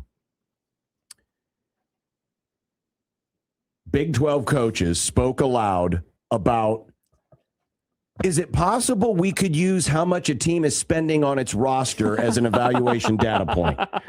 Here was Dave Aranda. Quote, there's all these metrics they have. Home field, margin of victory, injuries, all these things. But the thing they don't have is, dude, there are teams spending 30 to 40 million on rosters, playing teams spending 15 million. It's the minor leagues versus the pros. What he's suggesting and what some of these other coaches are you get a bump for being poor. Exactly. So because right now, a lot of SEC teams and Big 12 or Big 10 teams might say, hey, man, our 9-3 is better than their 10-2. But they're saying, yeah, but our 15 million is spending better than your 45 million. Exactly. And so they're saying, well, the committee should have this information at their disposal. Mm-hmm. Number one, this is a ridiculous notion on its face. But number two, it's pretty terrible. This would also require all of you to disclose exactly how much you are spending on your roster. So you know what? I actually might be okay with it then, because it would be nice to know some of those things. It would, but here's the problem. That's not going to happen, because if that happens, that means then it becomes instantly public what all the players are getting paid, and that is lawsuits waiting to happen. Now, if they get a collective bargaining agreement like we have in the pros, where they can tell us, hey, this is how much a team is spending and this is how much they're spending on this player, sure, that's all well and good, but there's not going to be any official disclosure of what people are spending on their rosters until we get everything cinched up and buttoned down. There will not be disclosure day. I would agree with you, John. So, nice try, guys. Hilarious. What a hysterical idea. Nice try. Mm-hmm. Coming up next, Robin Washut of HuskerOnline.com on 1620 The Zone.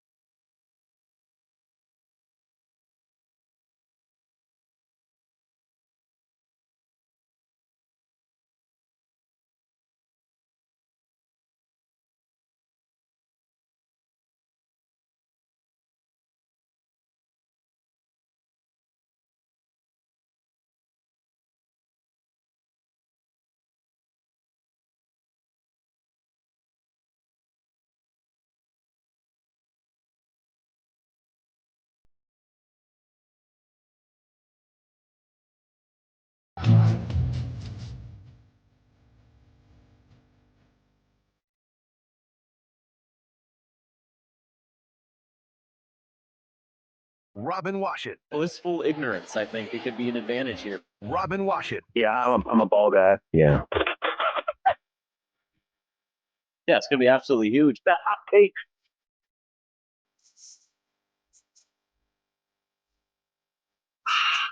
Wash it. Wash it's good. Wash it. Yeah, wash it's real good. Wash it. Wash it's good. Wash it. Yeah, wash it's real good. Hello. Still getting used to all this space. Usually the phone's sitting right there next to me. It's just very spread out now. Hello, Robin Washington. Hello. Everything okay? Oh, yeah. No, we're great. We moved changed- into a new studio. We've got a lot more room now in here, and now the phone is further away from me, so I had to reach. Yeah. A lot more room for activities, so I get it. Great reference by you, Robin. Great reference. Thank you. Step Brothers, John. Oh, yeah. When yeah. they do the bunk beds. That's true. Yeah. Oh, maybe we should do bunk beds in here. Yeah, not about. We got room for it. We Certainly do. in the other room. We've got the extra room. Well, no, Mhm. that's the breakfast nook. Oh, We're gonna yeah. keep that My as the bad. breakfast nook. My bad. Robin, this week we have been attacking a couple of different things because, it is July now, and this is when we can start really getting big picture on the upcoming season. But we have been asking a lot of folks what their floor and what their ceiling is for Nebraska football regular season record in 2026. I'm curious where you're kind of thinking right now is your range, your floor and your ceiling. Oh, and there's so many variables involved there. But I mean, I think generally speaking, I think if things go well and, barring like some real crazy twists and turns where they start knocking off like top 5 teams, I think that 8 wins is approaching that ceiling. Maybe, if you really want to get wild, maybe 9, but I'm probably going to try to keep it a little more conservative and say, if things go in a lot of the 50-50 games that, goes Nebraska's way, I think they can get there. 7 certainly I think is in the cards if they start the way that they hope to start.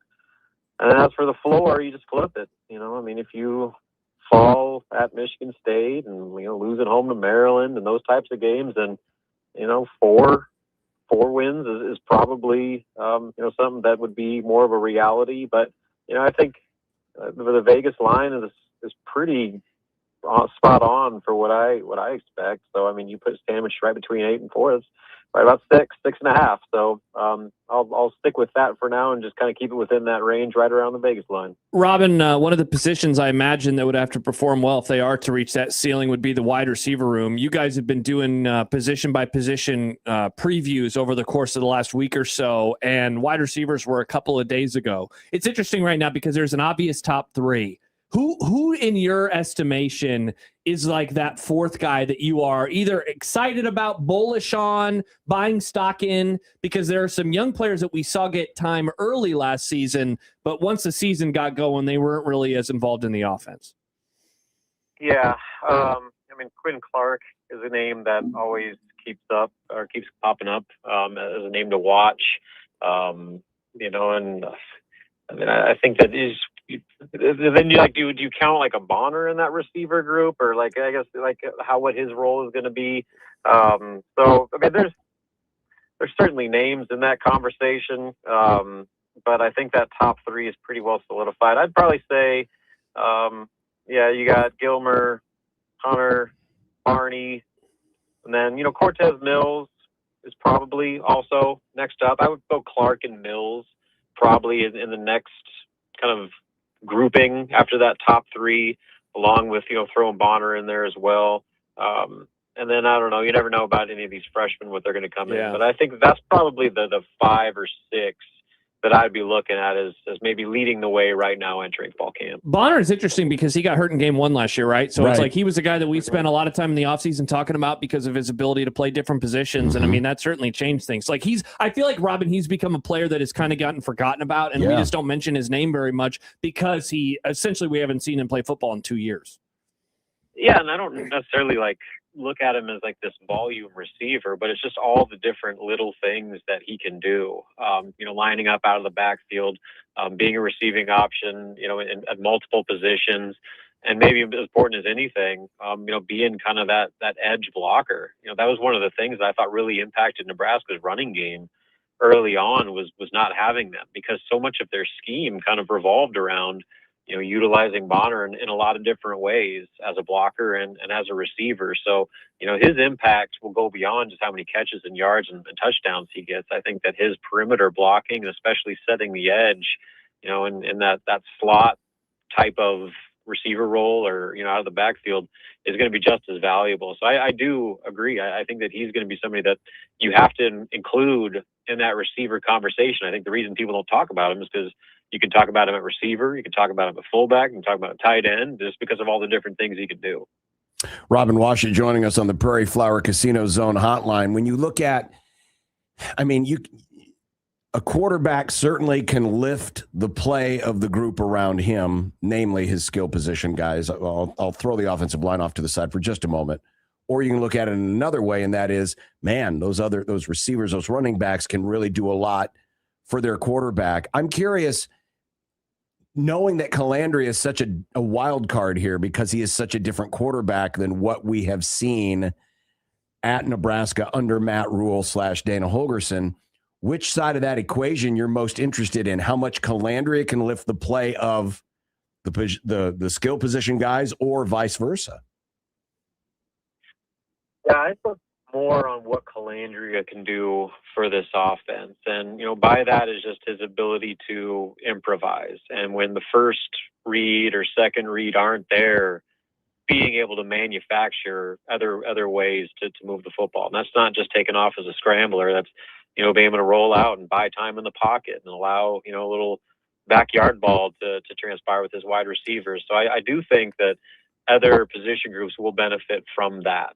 Having just a playmaker back there that, if things don't go exactly to plan, you have the fallback of a guy that can just go out and make a play out of nothing. So, I probably lean more towards Calandria's just kind of out of nowhere playmaking ability, the other boats with those skill positions. But, I do think having playmakers around him certainly, without question, is going to help him. Robin, Calandria aside, is there a player in particular that when training camp starts at the end of the month and through the first couple of weeks of August that you're really just intrigued to hear about because you think that either they could have an impact, they could take that next step, or maybe they're like a newcomer on either side of the ball?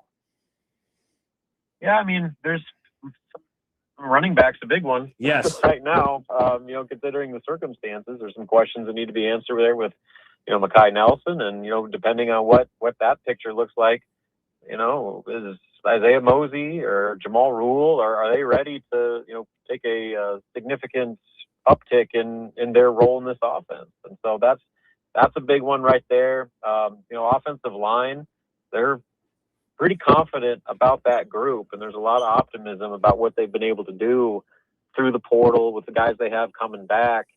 But I think a lot of that is contingent on, a guy like Elijah Pridgett being that lockdown left tackle that a lot of people have projected him to be. He had his flashes last year, but he also, it was an up and down year for him. They need consistency and stability out of him to really, I think, make that offensive line play at the level that internally they believe that it can. So I'd put him in that conversation. Obviously, the defensive line, you can just name a defensive lineman. Any one of them needs to emerge and step up as a guy that's made a big jump this offseason, because they need as much as improvement as they can get up front, both in terms of adjusting to the 4-man front and being more stout against the run, but then also on the edges being more dynamic and have a guy that can wreck games, that doesn't need scheme to manufacture sacks for him. So I think that is right up there. I guess got to pick a guy, Williams Nowerney, just because I think he's got as high of a ceiling as anybody on that unit. Can he finally reach it? It's interesting because I think people view him as like this proven commodity, but like he's still a young guy and still has a lot of room to grow and develop, and a really important offseason here for him with this new staff. And maybe he can really benefit from some new coaching and from a different scheme. So, and then in the back end, that other corner spot, there's a lot of, and then safety too. There's some interesting position battles there where, Marshall is one of the corners. That McDougal is probably going to be, one of the starting safeties, but who's going to be next to both of those guys at that other corner and safety spot? And then the ripple effect there is what those position battles are going to impact what they do at nickel. So I do think there's a lot of intrigue, at almost every level on both sides of the ball, that are going to make fall camp and some of the storylines over those next few weeks pretty interesting to see what develops. I want to apologize to the listeners and to our guest. It's July the 9th. Yeah. I don't know why we're talking about a sport that's clearly not in season. So let's shift gears and talk about something more in season, college basketball. Oh, nice. Let's go. Is it me, Robin, or is Nebraska basketball making themselves more available this offseason? I mean, you had another press accounting today, and it seems like there's been one at least every other week for the last. I mean, is this just a new approach here in terms of making players and coaches available in the offseason? They've done it before. The last few years, they've kind of done this like little small group summer rotation where you get the main pieces of the roster that kind of make the rounds, and Fred kind of bookends at the beginning and end of it to recap the summer. I think the difference is that a lot more people care about it now. You're paying more attention to these issues. Why on earth? Why would they do that? Yeah, I don't understand. Something happened? I have no idea. There's a lot of theories out there. I don't know, but it's because the United States lost in the World Cup, of course. That's right. They need something to watch. Something else, yeah.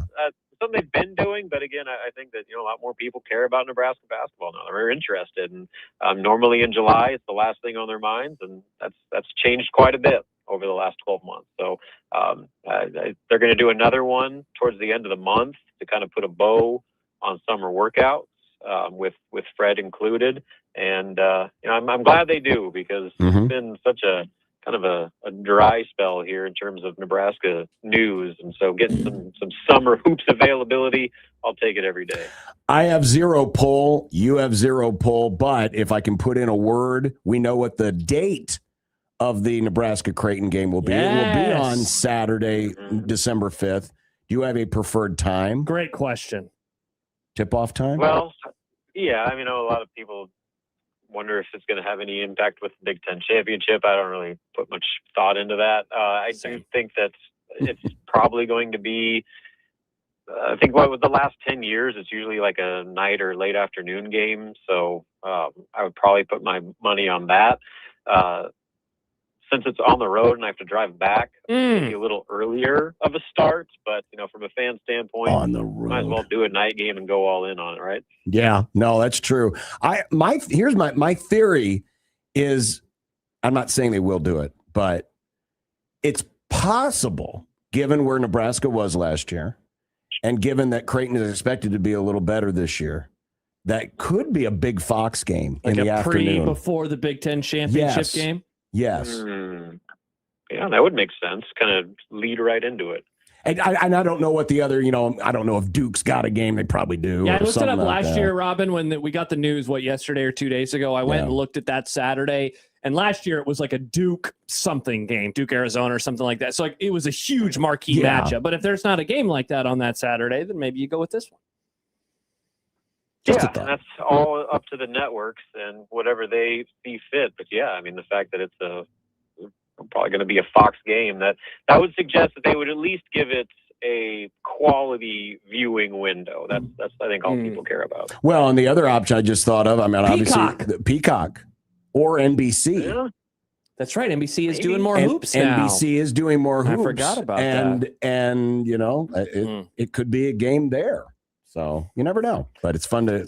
I got a text, Robin. I wonder what you think of this. We've got to the point where where Nebraska's got to be worried about playing Creighton because it might harm their net. You think about it, like worried it could all the swishes, it might rip the net. Which one of your moron followers said that? It's not a moron follower, John. It's a friend of ours who said this to me. Who is this friend? I'm not going to dox this person. I'm doxing him. Who is it? They texted me. It was that person right there. Oh, the same jackass that raised this chair up to the second floor. Nebraska's going to have to worry about Creighton's impact on their net this year. I talked to a few people that went to some of their practices, and the consensus is that Creighton is significantly improved. So, I think this will be a much different or much similar meeting to what we're used to than what we saw last year. I thought that meant the net was going to be on there, fire rather than the net rankings. That makes sense. I see what the person was going for. I see. I can see the confusion there. Oh, yeah. All right. Robin, appreciate it. Thanks. Have a great weekend. Yeah, you too, guys. Talk to you later. All right, Robin Washut of HuskerOnline.com joining us on the Prairie Flower Casino Zone Hotline. John writes, July college basketball talk. I know the CWS is over, but can Nick give me the kill me now, please? Robin just said more people are interested in Nebraska basketball now. Since and now, this moment in time? And now, it's football time. What a Johnny-come-lately you are. So what? You get a free trip to Oklahoma City on their dime because of their hard work and their effort. Wait, whose dime? Nebraska didn't pay for my trip. I did. Kill me now. And my company helped pay for some of it too. The company paid for it only because of the hard work of the Sam Holmbergs of the world. And now you want to crap on them and say, I don't want to talk about your stupid sport anymore. No, I was just reading a text message. I didn't say that. John said that. But there was a smile. I mean, I do like he was talking. Smiling. This has been a great show. It's been all football. Like, I am so in my element right now. Nick, I know, is trying to figure out things over there, and I'm just talking football with my pal. You're my pal, John. You're my pal. Well, coming up, let's see. We got 100 days to the NFL. I promised we're going to show you the monster Big 12 patch. We'll see what you think about it. We got Max. Speaking of the Big 12, we got Max Olson. We do. Also, there's some developments in the Sharon Moore case. Oh God! And a question regarding training camp about the player you're most curious to hear about. Okay, I just asked that of Robin. I wonder if we have a similar answer to him. We will discuss all of those things and a lot more right here on 1620 The Zone.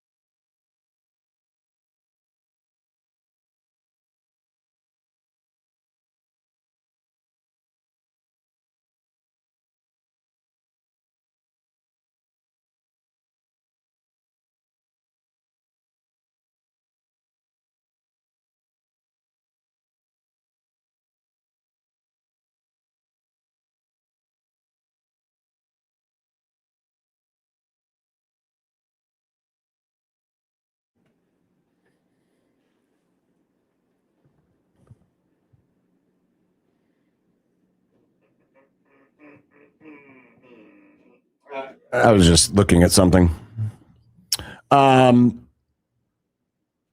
The latest in the Sharon Moore case. Yeah. The woman who was having the affair with Sharon Moore. Michigan. She worked at Michigan, right? She worked at Michigan. She was in the front office. He got her a pretty good job there. Yeah. And then he got all clingy and she was like creeped out and said, it's time to end this. And that's when Sharon went crazy. And then Sharon went crazy and he got arrested and he got fired. Yes. Well, one of the things that the woman, Paige Shiver, was alleging was how Michigan was in full awareness that this affair was going on and these things were going on. And we're just trying to say, hey, it's okay. That's what she's alleged, you said, right? Yes. Well, yeah, and that was a common theory after the season because it all came to a head very, very quickly. Right. And the season obviously went off the rails. They lost to Ohio State for the first time in a few years, etc. She is suing Michigan. Oh. Her former employer accusing them of intentionally violating the Freedom of Information Act, which is designed to help people find and review public records. In the lawsuit filed yesterday, Shiver's lawyers accused the school of arbitrarily and capriciously breaking the law. Arbitrary! I don't know if that was the time. By intentionally withholding documents relating to Moore's firing. Man, I mean, if I don't know what will and wouldn't be proven in a case like this, it's probably going to all happen behind closed doors. But if she was able to prove that they knew, I know you would enjoy that quite a bit. Of course. I can't imagine Michigan. I can't imagine Michigan doing something like that, John. So I don't. Michigan has not suffered enough for the many, many, many transgressions it has inflicted upon the game and just and society in general. Life. They have not suffered enough. Yeah, well, they So- probably won't suffer enough. I'm with John, but not for this weird Michigan bit, for the fact that if you do something wrong, you should be punished for it. Well, yes, that too. That's what I believe. That too. If you're doing weird things, you should be punished. Well, it's not so much weird, just Weird, wrong, bad. wrong things. Wrong. Speaking Yes. of punishing, we don't have to dive into this too much, but I just saw a tweet from one of those aggregated accounts for the Big Ten that covers the Big Ten. Top 5 best Big Ten quarterbacks of all time, and I had to read this to you. Number 1, Drew Brees. Okay. Number 2, Troy Smith. Number 3, Eric Crouch. Number 4, Tommy Frazier. And number 5, Chuck Long. Again, we don't have to discuss it much, but it made me laugh very hard. Oh my God. Yeah. Well, I'm glad that this person did this, or this site, or whoever these people are that run this. Yeah. Because what that's basically telling me is Tommy did get screwed out of the Heisman Trophy. At the bottom, it says ranked based on college career impact achievements and legacy in the Big Ten. When I think of Tommy Legacy in the Frazier's, Big Ten. when I think of Tommy Frazier's legacy in the Big Ten, mustache out of man, I remember Tommy Hunter running up and down on Ohio State. Tommy only played one Big Ten team in his entire career. UCLA?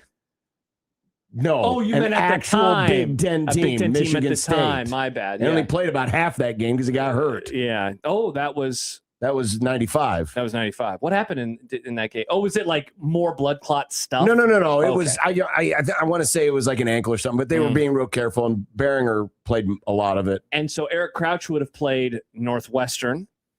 Crouch played Northwestern, and I believe that's it. Iowa. Oh, that's right. And they played Iowa. He did not play. Played Iowa twice. Did he play any teams that are now in the Big Ten? I don't think he did. He didn't play Oregon. He didn't play UCLA. He didn't play USC. He didn't play Washington. He was red. No, wait. Did he play in the 98 game against Washington?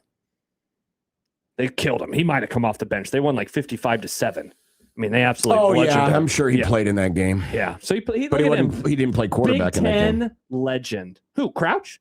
In 98? Yeah. Why wouldn't he have played against Washington? Why wouldn't he have played quarterback? What else would he have Because been playing? Newcomb started the front end of that but they year. won by 40 something. He probably came in off the bench, right? Go to Husker Mouse. I don't know. I don't think I could be wrong. Yeah. I suppose he probably they won by so many points. Yeah, that that's it would probably have true. It would He have been a probably surprise. did. Yeah. He probably They did. did destroy that team that year. So there you go. Big Ten legendary Big quarterbacks. Ten legend. Mm-hmm. Eric Crouch, Big Ten legend, Tommy Frazier. Yeah. It still feels awkward to me. We go back, for the Big East tournament every year, and they bring back a legend from each. They have every school is represented by one, and every Creighton player has been like, these guys played in the Valley. They all played in the Valley. He did not play in that game, and D'Lo just commented in the YouTube stream that he was hurt, so he did not play against Washington because he was injured. Monte Cristo did play, though, because, again, they won by 48 points. We've been talking a lot about the Monster Energy Big 12 patch thing, and we're going to have Max Olson coming up here during the happy hour. Nice. He was at Big 12 Media Days. Here's what the patch looks like. For those of you watching in on our video stream, your YouTube channel, just go to youtube.com, search 1620 The Zone, click the like and subscribe button so you can watch us anytime. This is the patch. Every conference does it, where they have a patch representing the conference. Nebraska's got the Big Ten patch. You got the SEC patch. The Big 12. So what they have done is they have combined the Big 12 Roman numeral logo with the Monster Energy M. And so you've got a blue and white Big 12 logo, and then it looks like the Monster Energy M is kind of like clawing through it. Yeah, two of the what would you call those? The two sides of the M are behind it, and then the pillar in the middle goes through the logo, and so it's on top of it a little bit. Now, I will say this. In terms of integrating a sponsorship with a league, it's a fine looking logo. Really? I think it is. I think it looks as good as it can look. Okay. That's what I'm saying in terms of integrating it. I'm not necessarily agreeing with the whole concept of it. I'm not a big fan of the whole uniform, patches and logos. But you're saying, given what you have to work with, and given how logos look, it's well designed for what they had. And by the way, this does not preclude, because Kansas already is a uniform sponsor. They've got that crypto company. So they're going to have this logo on their jerseys, and they're going to have a crypto sponsor. They're going to look like John Daly, late stage John Daly, with all the or a NASCAR driver, all the logos and stuff. Mike says, that I think it looks like bleep. Kenneth says that is awful. I understand what you guys are saying. I'm on your side. For what it is, this looks as good as it can possibly look. Sure. And here's the thing. A lot of logos aren't going to be able to be as integrated into a conference logo like this one. Sure. Pretend that we always say Runza, so let's just use Runza. It would have to be on top of it or on the bottom of it. You can't put it behind it because then the logo would be over all of the letters. Yeah. This, given that it is just an M, it does work with it as well as it can possibly look. Yeah. But I don't like it. I don't like it at all. When I was a teenager, I drove a 1994 Nissan Pathfinder. One of the best cars ever. I ruined it, though, because I was super into Monster Energy. And my dad found me these big-ass Monster Energy stickers. So I had one in the back window and then two small ones on the sides. Good God. Man. Yeah. You were like a Big 12 team. I was. Such a monster honk. I was. I loved it. I used to put the little tabs from the cans on my shoelaces. Carol says, Monster... What? Yeah. Carol says, Monster logo symbolizes the devil. Why is the Big 12 like the devil? Oh, my gosh. Well, plus they have the Sun Devils. They do. They have the Sun Devils. Carol, I think Carol's referencing this video of this lady who had this full breakdown of why the monster, like those, when a sports team comes out with a new logo, John, your favorite thing, and they break down every little detail about it. There's a video of some lady at some convention doing the same thing with the monster label, but why it's the devil. Okay, I don't want to hang out with that lady. No, I don't either. No. So you asked a question of Robin earlier. Who's the player that you're most curious about to hear about during fall camp? And I want to put aside Calandria because I think we're all interested to know how is the Calandria experience going. And he gave a lot of examples of basically, he kind of talked himself through the answer. Well, you got the running back room, which is going to be interesting. On the defensive side of the ball, there's some new pieces, some new transfers. He talked about the defensive backfield. Ultimately, he landed on Williams-Winery as his pick, who is a guy who, of course, transferred from Missouri, I think he had a stronger impact early last season than most people expected him. I guess I'll speak for myself. He had a stronger impact early in the season than I expected him to have. Ultimately, not a very impactful year. No. But there is something about him because of the measurables and in theory, the ability from his high school days that you hope can translate to his time at Nebraska. That's ultimately who Robin landed on. Is there a player that you're just ready? You just want to know how it's going for that player. Or I guess if you want to pick a room, you can certainly pick a room. Right. I mean,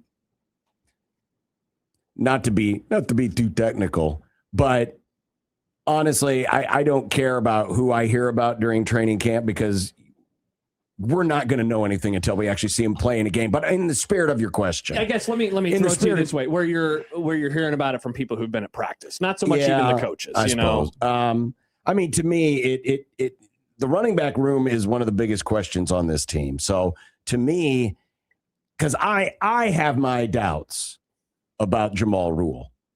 Not doubts in the sense that I don't think he can't be a good running back, but I think way too many people are looking at the run that he broke in the spring game and letting their imaginations fly, which is fine. I get it. Fans can do that. I just think too many media people have jumped in on this as well. I think it's a lot of wish casting at this point because, I mean, was it really that impressive given it was a spring game? I would have much rather if we would have seen it in actual competition or at least a scrimmage where there was a lot of effort. But I mean, that room's going to be really important because the coaches, EJ Barthel and others have talked up this room. And it really feels like they're either trying to sell us so to alleviate any concerns because you are losing an all-conference running back, something Nebraska hasn't had in a few years. Yeah. And they're either trying to sell us something or they really do believe it, and it's really going to be a lot better than we think.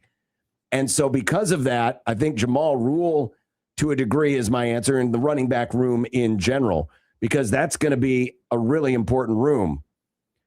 The making up, Nebraska's not going to be able to have a lot of success without being able to make up in some shape or form the yards that they are losing from Emmett Johnson. And how the touches and the touches that they got from Emmett Johnson. Certainly some of the touches can be taken up as well by the receivers because maybe there'll be a little bit more balls in the air. Certainly Calandry will run a little bit, but you're not going to make up, at least you shouldn't have to make up if we totaled up all of Emmett's yards and say, all right, how are we going to make up these yards? And hell, if we want to be aggressive, how are we going to make up those yards and surpass those yards? That would be very with aggressive. More production. Yeah. I don't want that percentage to be resting heavily on Calandria. No. So those running backs and to a degree the wide receivers are going to be tight ends are going to be important. But it's really going to come down to those running backs. So in a long-winded way, I would say it's Jamal Rule / the running backs. Yeah, I think that Jamal Rule is one of my top probably 3 answers to this question. So for the sake of being different, I won't include him. Williams Nwaneri is another one. So for the sake of being different, I won't include him. I think for me, it is whichever of the transfer defensive players is able to kind of take the bull by the horns, on defense in particular. One of those transfers on that side of the ball, I want to hear one of them like, yeah, that guy is performing at a really high level, or yeah, they expected something out of him and he's been able to do this at an even higher level. Whether it's somebody on the defensive line, an Owen Stoudemire, a Jones, for example, Anthony Jones, one of those guys, one of the linebackers, in that middle part of the defense. Like, I just think that last year and what they weren't able to do late in the season in particular, getting stops, struggling against the running game, how do you overcome that? Is it with one of those new players? And I guess to answer it in a different way, Can any of the dudes that we know about from the last few years, a Riley Van Poppel, a Cam Lenhart, can either of those guys or somebody else take that proverbial step that I think we've been waiting for a while? I can absolutely sell myself, or I guess try to sell people on an argument that those guys were pretty good in 23 and 24. They took a massive step back in 25, but the reason they took a step back was less about themselves and more about the defensive coordinator, the defensive alignment, and the defensive line coach. And changing all of that overnight and having a new defensive line coach in Corey Brown, a new defensive coordinator in Rob Orich, and a new defense, that allows those guys to emerge. And so one of those returning players, and that's where certainly a Williams Nwaneri would fall in, and one of those new guys, can any of them step up in a way where you go into the season not intrigued or not, like how are they going to do, but more like excited? I can't wait to see that guy play football because I think that he could be really good for him this year. Matthew wants to know any information on Nelson, Mekhi Nelson, of course, with the arrest last week. Nothing. Yeah. Nothing been, yet. 10 days now? I don't know if it's going to wait all the way up to Big Ten Media Days, because certainly if we don't know anything by then, it'll be asked at Big Ten Media Days, or if it'll come out later. And obviously it's going to depend a lot on, how the legal system processes. It hasn't been that long, honestly. I mean, it was last Monday that we got this news. Yeah. So I mean, at this point, a big fat, I don't know. It's hard. I can't even predict it. You can't even make a prediction on something like that. Yeah. The running back room is, it was already going to be one where I think we were all going to have our eyes on it, and certainly our ears on listening to what the coaches have to say, or if you know anyone who goes to practice, you're wanting to hear how it goes. And now even more so for a really tough reason, but even more so because you're right about Rule. They are very bullish on him, but last year they were really bullish on the defensive line being hell on wheels, and that group struggled. So is this just spring excitement, or is there going to be a there? I know that there is a lot of genuine excitement about Jamal Rule, but he is still going to be a true freshman. And so sometimes those guys, you expect one thing, and then the season starts, and it's just like, never mind, we really overestimated his ability. Other times they're able to live up to it very quickly. We'll just see which camp Rule ends up being in. Still to come, it is Thursday, so we don't care. And next, 100 days to the NFL, which comes with an observation, but also something I think we should get a certain group of individuals to commit to. Okay. Coming up here on 1620 The Zone.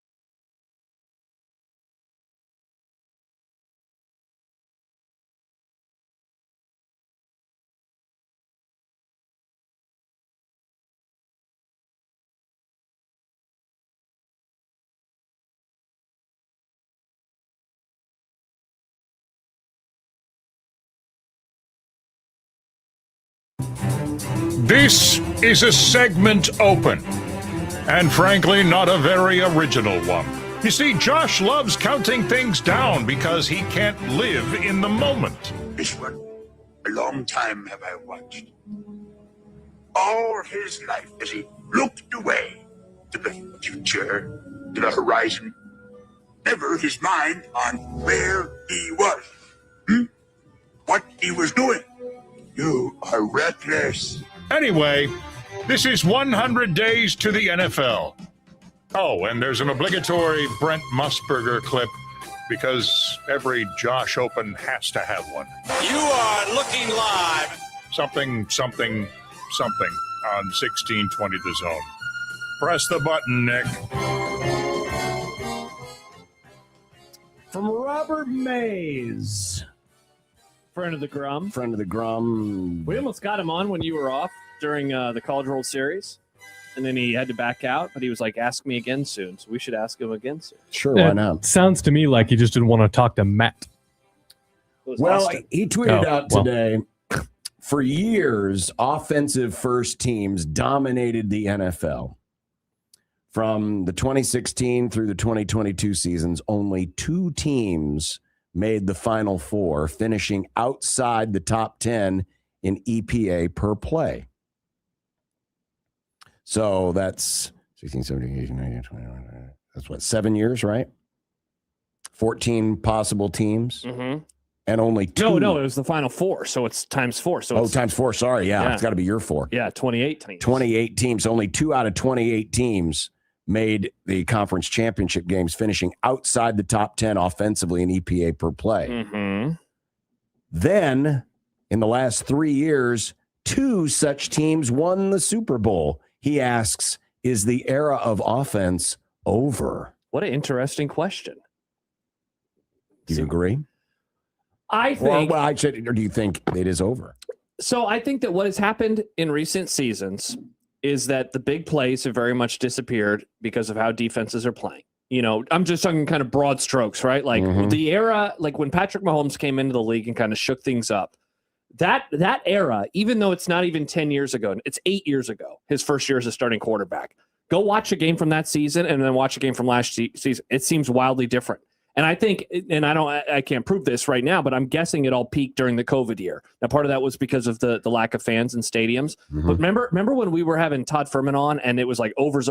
Like overs were always hitting because there was no crowd noise. And so the offense had an advantage. Things changed a couple years later. I can't remember if it was 21 or 22, but defenses started changing how they were playing, and they were trying to keep everything in front of them. And so now, and I was listening to Robert on a different pod this week, and he was saying basically defenses now say you have to beat us with like 100 perfect plays, in a row, or like one just boom, somehow you're able to break a big play. And so it really stresses offenses because you have to be consistently good over the course of an entire, drive. It's harder to put together a 15-play drive and score than it is a 3-play drive and score, right? And so ultimately, I'm not answering your question. I'm kind of stalling right now. I think still that you want to have a really kick-ass offense because I think that it gives you more margin for error. That said, I'm still kind of flummoxed that Seattle was able to dominate the season like they did with an offense that over the last 2 months of the regular season really struggled. They go look at the numbers, man. And I know that Darnold was pretty good in the playoffs, but he really struggled throughout much of November and December. I don't want to say the era is over. More, we are in the midst of a tide turning, and I'm guessing, like football always does, it will switch back over because it always does. I just don't know when that is going to be. I think the defenses have adjusted. They have slowed the game down. They've kept things in front of them, and they're waiting for the offenses to make a mistake. And so that's not to say that this year it couldn't, start to move back the other way. The other thing about it too is, we went through a period where we had a lot of premier quarterbacks who were changing the game.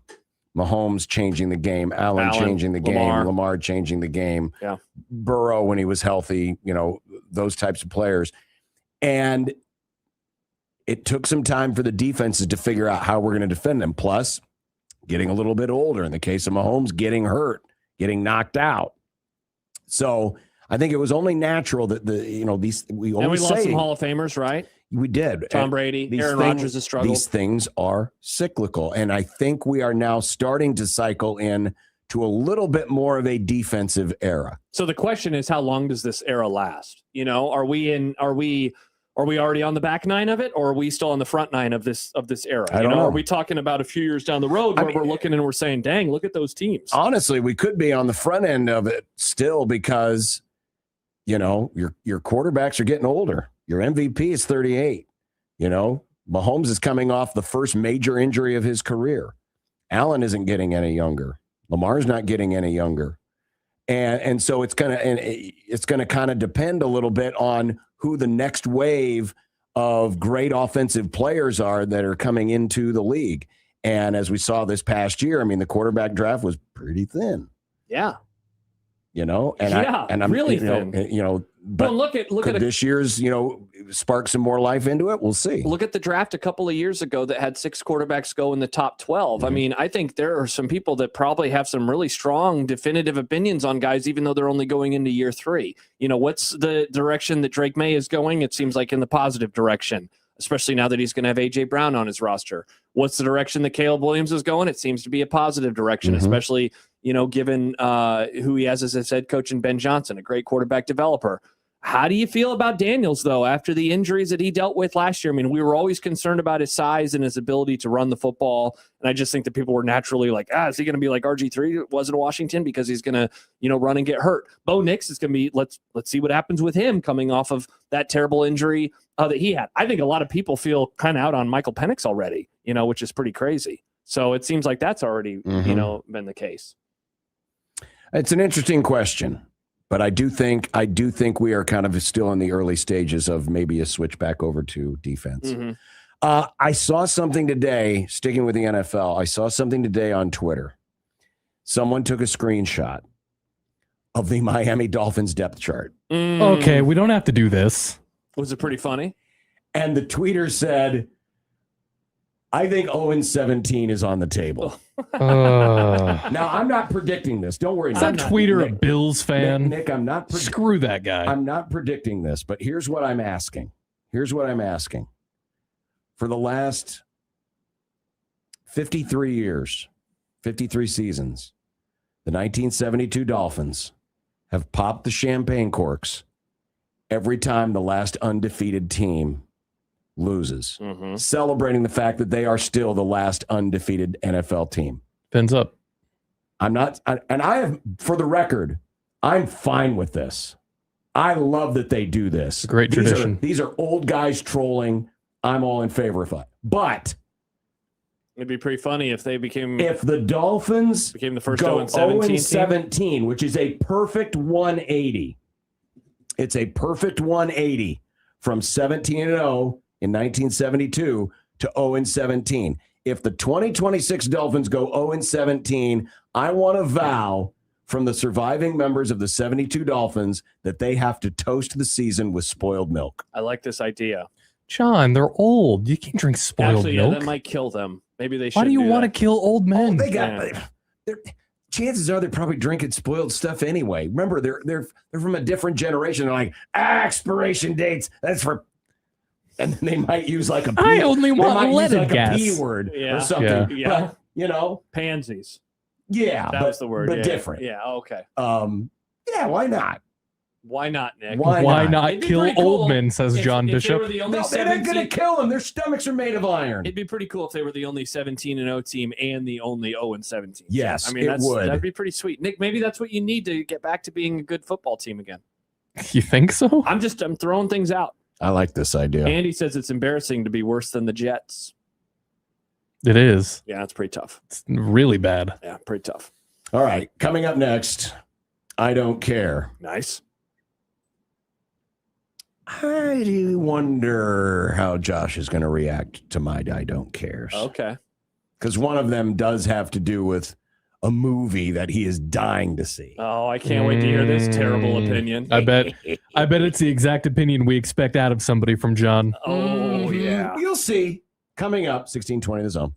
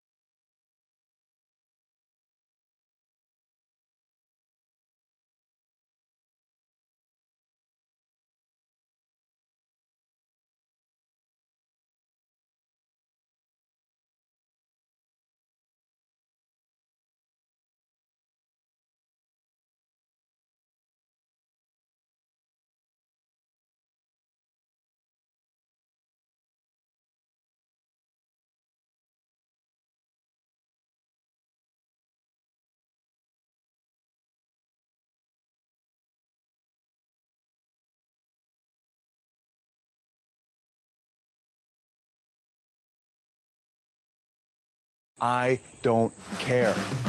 I don't care. I don't care. I don't care. I don't care. I don't care. I don't care. I don't care. I don't care.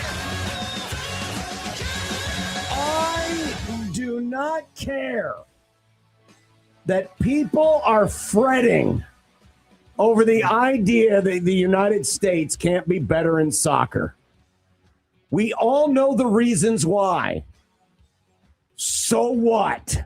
Oh, I thought you were going to start naming reasons. I was getting ready to count them out. Felt like the start of a list. Yeah. Well, what are the reasons, John? Well, we know the reasons. Our best It's too athletes play other expensive. sports. It's not our most important sport. It's like yours, 9th on the list or something. I don't know. It's not part of our culture. Other countries have a 100-year head start, and they really love it.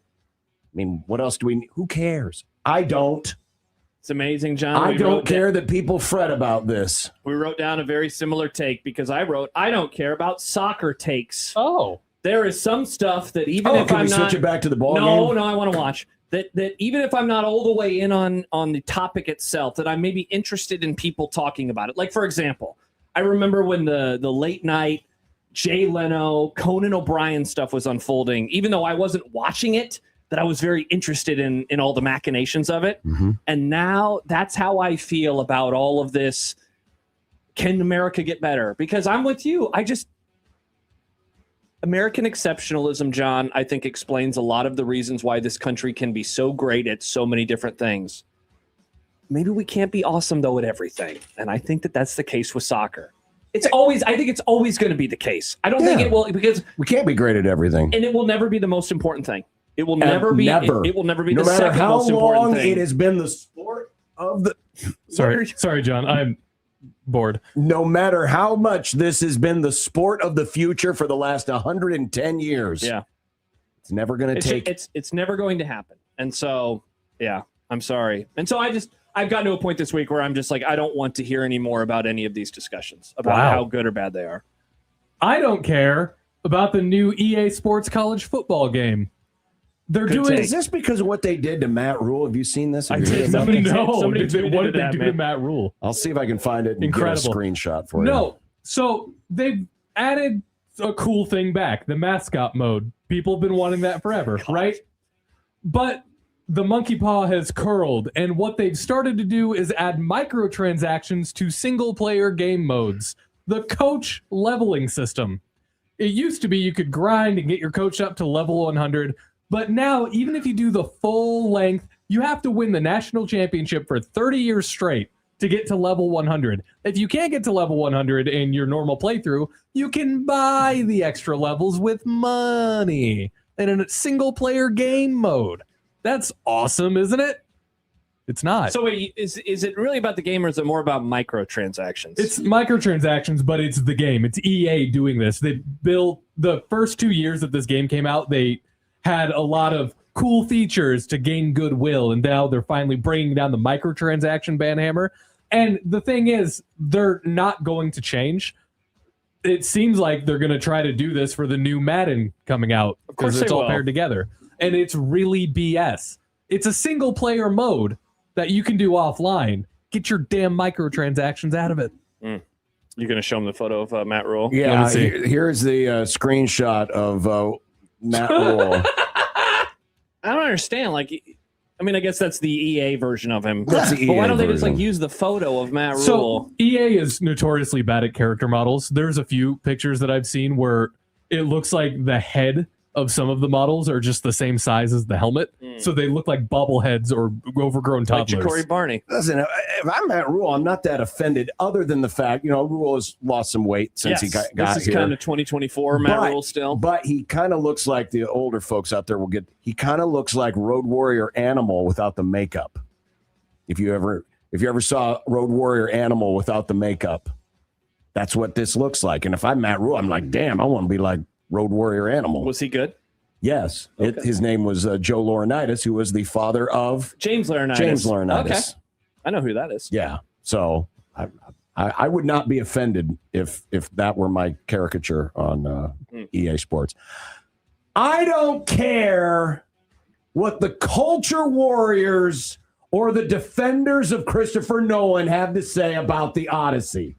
This is showing up way too much. It's ruining the For You experience. No way, John. It is an easy ruining way my to fix For You that, experience. John. I'm getting the culture warriors saying, I can't believe they got these people of different nationalities representing these characters. How come there's not more Greeks in this? And then you got the defenders of Nolan saying, it doesn't matter. I don't care. It's a stupid movie. Whoa. You haven't seen it. If you don't like... It's a timeless story. If you don't like the fact that they've taken some liberties with the race or nationality of some of the actors playing some of the characters, you don't have to watch. You can just go see any of the other 5 million adaptations of the Odyssey and be good with that. Let Christopher Nolan do his stupid little thing. Of course he's going to have a more diverse movie. He doesn't want to deal with the woke mob either, but who cares? So I think You're people... so weird. That is weird. I think people... What do you mean it's not weird? No, I don't care. I don't think that Nolan is worried about the woke mob. I don't think that's why he cast the actors that he did. People forget that Greece... I think there's always going to be... I think there is nowadays in Hollywood. I think he just wants good actors in the movie. That's what he cares about. He wants to make as much money as possible. He's a capitalist. He doesn't care about being woke. He wants to make as much money, and he wants to work with good people. People forget that Greece is a very culturally... Now I'm with John on this. Divisive, I don't care. I don't care. There's this meme. There's this meme where on one side it's a guy whose brain is caved in and he's like drooling, and on the other side it's like a huge nerd, and then in the middle there's this person wearing like a what would we call that? Yeah, and he's like above the fray, and that's me. I just want to see the movie. I don't care. I don't care about the arguments on one side. I think they're stupid. The arguments on the other side, don't care. I just want to watch the movie. I'm excited to see the movie, and I'm not excited to see the movie to get woke bona fides. I'm excited to see the movie because I go see every Christopher Nolan movie. He wants to get his Nolan bona fides fides because he's in the Christopher Nolan fan club, and he gets his bonus points so he can win a national championship in EA Sports Christopher Nolan movies. I cannot Only wait. with microtransactions. My rewatch is going extremely well. I'm sure it's great. I watched Interstellar last night, which is Nick's favorite One Nolan of the movie. top 5 movies ever. I have 3 more to go, and then I will be at the Odyssey 1 week from tonight. And I'm not going to post about it because I hope that a bunch of lefties are saying good job by you, Josh. I'm just going to post about it because I'm excited to go to a movie. See, and I love seeing movies on the IMAX. I'm excited to see it because I like the story. I like the Odyssey as a story. I don't even remember much of the story. I know there's a Cyclops. I don't spoil it. I know everyone's like, it's unspoilable. It's a 3,000-year-old story. I barely remember it. I can't wait to see what happens. It's such a good story that before it was ever written down, it was just passed down orally, John. That doesn't mean anything to you? Oral traditions don't mean anything to you? I don't care. I cannot wait. What Africa says, Christopher Nolan. Enjoy your movie. I will. Thank you, John. I'm pumped. That's very Enjoy nice. your movie. I will. It's going to be great. I hope it's great. That's what I hope for. Every time I go see a movie, I'm seeing a movie tonight. I hope it's great. I was in the hall. It's divisive for sure. I was in the hallway earlier this week, and I have a guess on which coworker was on one side. There were two of them. One of them was like, "Hey, did you hear about like the reviews from the Odyssey?" And this other coworker was like, "Yeah, I heard it's terrible." And the other one was like, "Well, I heard they were really good." It's really funny. The early reactions that I've seen have not been divisive. There's been no divisiveness about when this movie. when you spend your whole life on the Christopher Nolan Reddit I'm talking page. about just the movie critics. Those people. It has not been divisive for normal people. I bet this movie has not been divisive. I wouldn't call you normal, but that's okay. For normal people, I bet just want to watch a movie. It seems like they're enjoying it. You could absolutely guess which coworker thought it was terrible. I guess I have 3 guesses. Okay. But I'm going to guess one in particular first, and I will say that to you when we go to break before we talk to Maxwell's. Perfect. D'Lo says Josh would go watch a Nolan adaptation of Steel Magnolia. What Michael was talking about. Good grief, that's the second Steel Magnolias reference on the station today. I would go watch anything. The overway hit. I am season tickets for me. I go see all of his movies, and I see him on opening night. Can't wait. What if I'm you gonna did a see Christopher sympathetic Nolan biopic of Hitler? I would love to see I'm a Christopher Nolan adaptation of the last 30 years of the Dallas Cowboys. I mean, would you go watch that? I would, because it's a Nolan movie. It'd be shot in IMAX. That it would is look awesome. It would look awesome. So if you want to watch Romo bobble the snap in IMAX. I mean, if it's a Nolan movie, I can't wait to see how his take on it. See, that's sick behavior. That is cultist behavior. I've rewatched that play many times. Why not see it on the big screen with Christopher Nolan directing it? If any member of my family made a movie, hey, I think we should make a movie about Steve Bartman, I'll be like, screw you. I'm not paying. I hope Nolan does that. I'll be there opening night. Can you imagine how good that would look in IMAX? It look pretty good. Look pretty good. Well, I'm just hoping this thing gets over with so I can can cleanse my For You tab again. I cannot believe it's it's crazy. I don't even know. I don't follow Nolan. I don't tweet about movies or anything. I don't know how it ended up in there. I do. How? Because it's become the dumb culture war of the week. Yeah, that's all the For You tab is. It's just culture wars. But the For You tab happens. Well, you obviously are engaging with the tweets long enough that the algorithm is like, well, I guess he likes these. I just need to Just scroll. mute. I just Do what need Severe does. I need to Mute scroll Odyssey. faster. Mute Odyssey. I need to scroll faster. The For You too. tab and Facebook, most of these social media things are based off of your trying to rage bait you.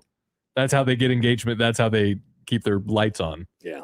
Yeah, jerks. You're getting played, John. Well, I think we're all getting played. You're right. That's definitely true. Max Olson's going to join us next. Hell yeah. And when we come back, we're going to talk to him about his experience at Big 12 Media Days. If I find out that they were serving Whataburger and we weren't there, I'm going to be very upset. Oh, that's a good question. Of course, we would have had to endure Big 12 Media Days. Whataburger and tortillas. Tortillas. Nice. Oh, that was another thing I saw on the For You tab. Now people are getting mad at people like us who've been making fun of it because he's a stutterer. No, he misspoke. He did. He misspoke. He was too scared and too nervous. He wrote it down wrong. That's my theory, and I'm sticking to it. You think he actually wrote? I did, because he said that was the only word. That was the only word he said wrong in both questions. He said tortilla right in the later half of that question. It was the same exact spot. It was the same exact spot both times. Tortillas. Right. But he said tortilla normally later on. Right. He did. Right. Yeah, you're right. All right, we'll be back. 1620 The Zone.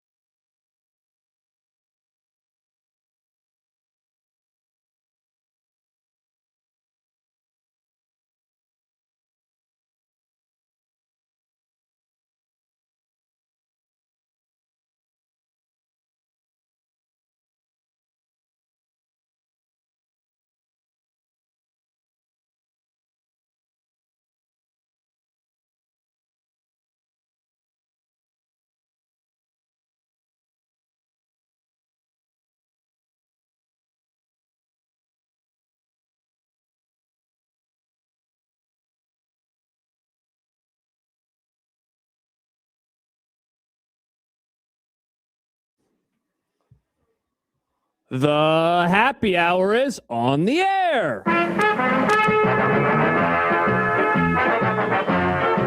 It is a happy hour, and what a happy hour it is. See what I did there? I did. It is the happy hour, and what a happy hour it is. Mm-hmm. Traffic flowing on Dodge. Want a live traffic report? There you go. Take a look. Cars flowing. People are going driving. left and right, east and west on Dodge Street. Welcome back. Our first Thursday in the new studio. Oh, wow. What a time. And our first time in the new studio welcoming in friend of the program, Max Olson of ESPN, who joins us on the Prairie Flower Casino Zone hotline in time for said happy hour. Max, we understood that yesterday you ran into Mitch Sherman while he was doing an interview with us. So if there is a Mitch Sherman encounter with you during this segment, we'll know something weird's happening in the cosmos. I should just go on a walk during this and just see who I pass. Yeah, maybe we can find someone for tomorrow's show. That would be awesome. I mean, you are in Lincoln, right? Maybe you'll run into Jack Mitchell. We are going to have Jack on our show tomorrow, so maybe we see him. Oh, softball champion Jack Mitchell? Yeah, Don't. Max is on the team, so we got to give him his flowers as well. Again, congratulations. You guys were able to win the retirement home league. Very nicely done. Very nicely done. Hey, okay. We went 2-4 in the regular season. They put us in the right bracket, and we took care of business after that. Okay, that's all you can do. That's all you can do, Max. You can only play the teams in front of you. You got to play at your respective level, and that's eventually what we did in the postseason. Indeed. Well, Max, you had a chance to go to Big 12 Media Days, and usually these events are pretty, it's kind of a slog. But this year, with everything that's happened off the field and Texas Tech just creating ripples. I have to imagine that this go-around down in Dallas had a little bit more intrigue to it. Certainly, and I think, obviously this is like a pretty early time to do a media day, and if the Big 12 were holding theirs at the end of July, then maybe Brett Yormark would have been able to say, hey, this is all in the past, like we already dealt with this a few months ago and all that. But, the Texas Tech topic and Brennan Sorsby is still very fresh for everyone in the Big 12, and I think as much as Brett Yormark wanted to say, hey, we're not talking about that today, we're 16 strong and all that, I think there's still, we had a piece on Tuesday on ESPN.com about just kind of the fallout of this, but there's still a lot of tensions there. I think ultimately on the Texas Tech side, they don't really feel like they did anything wrong. And obviously everybody else in the conference totally disagrees, and this is just a super easy 15-1 issue that Brennan Sorsby should not be allowed to play this fall. But I think and Joey McGuire handled this well on Tuesday at media days and didn't say anything inflammatory. But I think there's definitely some angst still in Lubbock, certainly among the fan base, but I think even among the administration a little bit of other conference members were speaking up on this stuff. We don't like that. Everybody should mind their business. But this was also so egregious that of course people are going to speak up and say that Brennan Sorsby, there's no way. With his gambling history, he should be allowed to play another college football game. So, yeah, some tensions there. I think Yormark's generally smoothed it over, but I think that's something that is going to still be an undercurrent throughout the season here. Max, you mentioned that piece that you did with some of your colleagues earlier this week on ESPN.com. At the end, you guys wrote, in the meantime, can this uneasy truce endure? And one Texas Tech source said, these things leave scars. I'm curious as to how you think something like that is going to play out in the near term of 2026 and then perhaps in the long term of the next few seasons. Well, I mean, let's be honest, Texas Tech is spending at the level it's spending at in football and in other sports because they want to be in a super league if there's going to be a super league. But there's no doubt about that. And that's true of anybody in the Big 12, that they don't want to be left behind. But certainly Texas Tech has that intention and their actions are backing that up. And so, I think they look at this stuff and say, okay, well, I mean, certainly we don't want to be in the Big 12 in the future. They don't want to go independent or do anything really drastic here.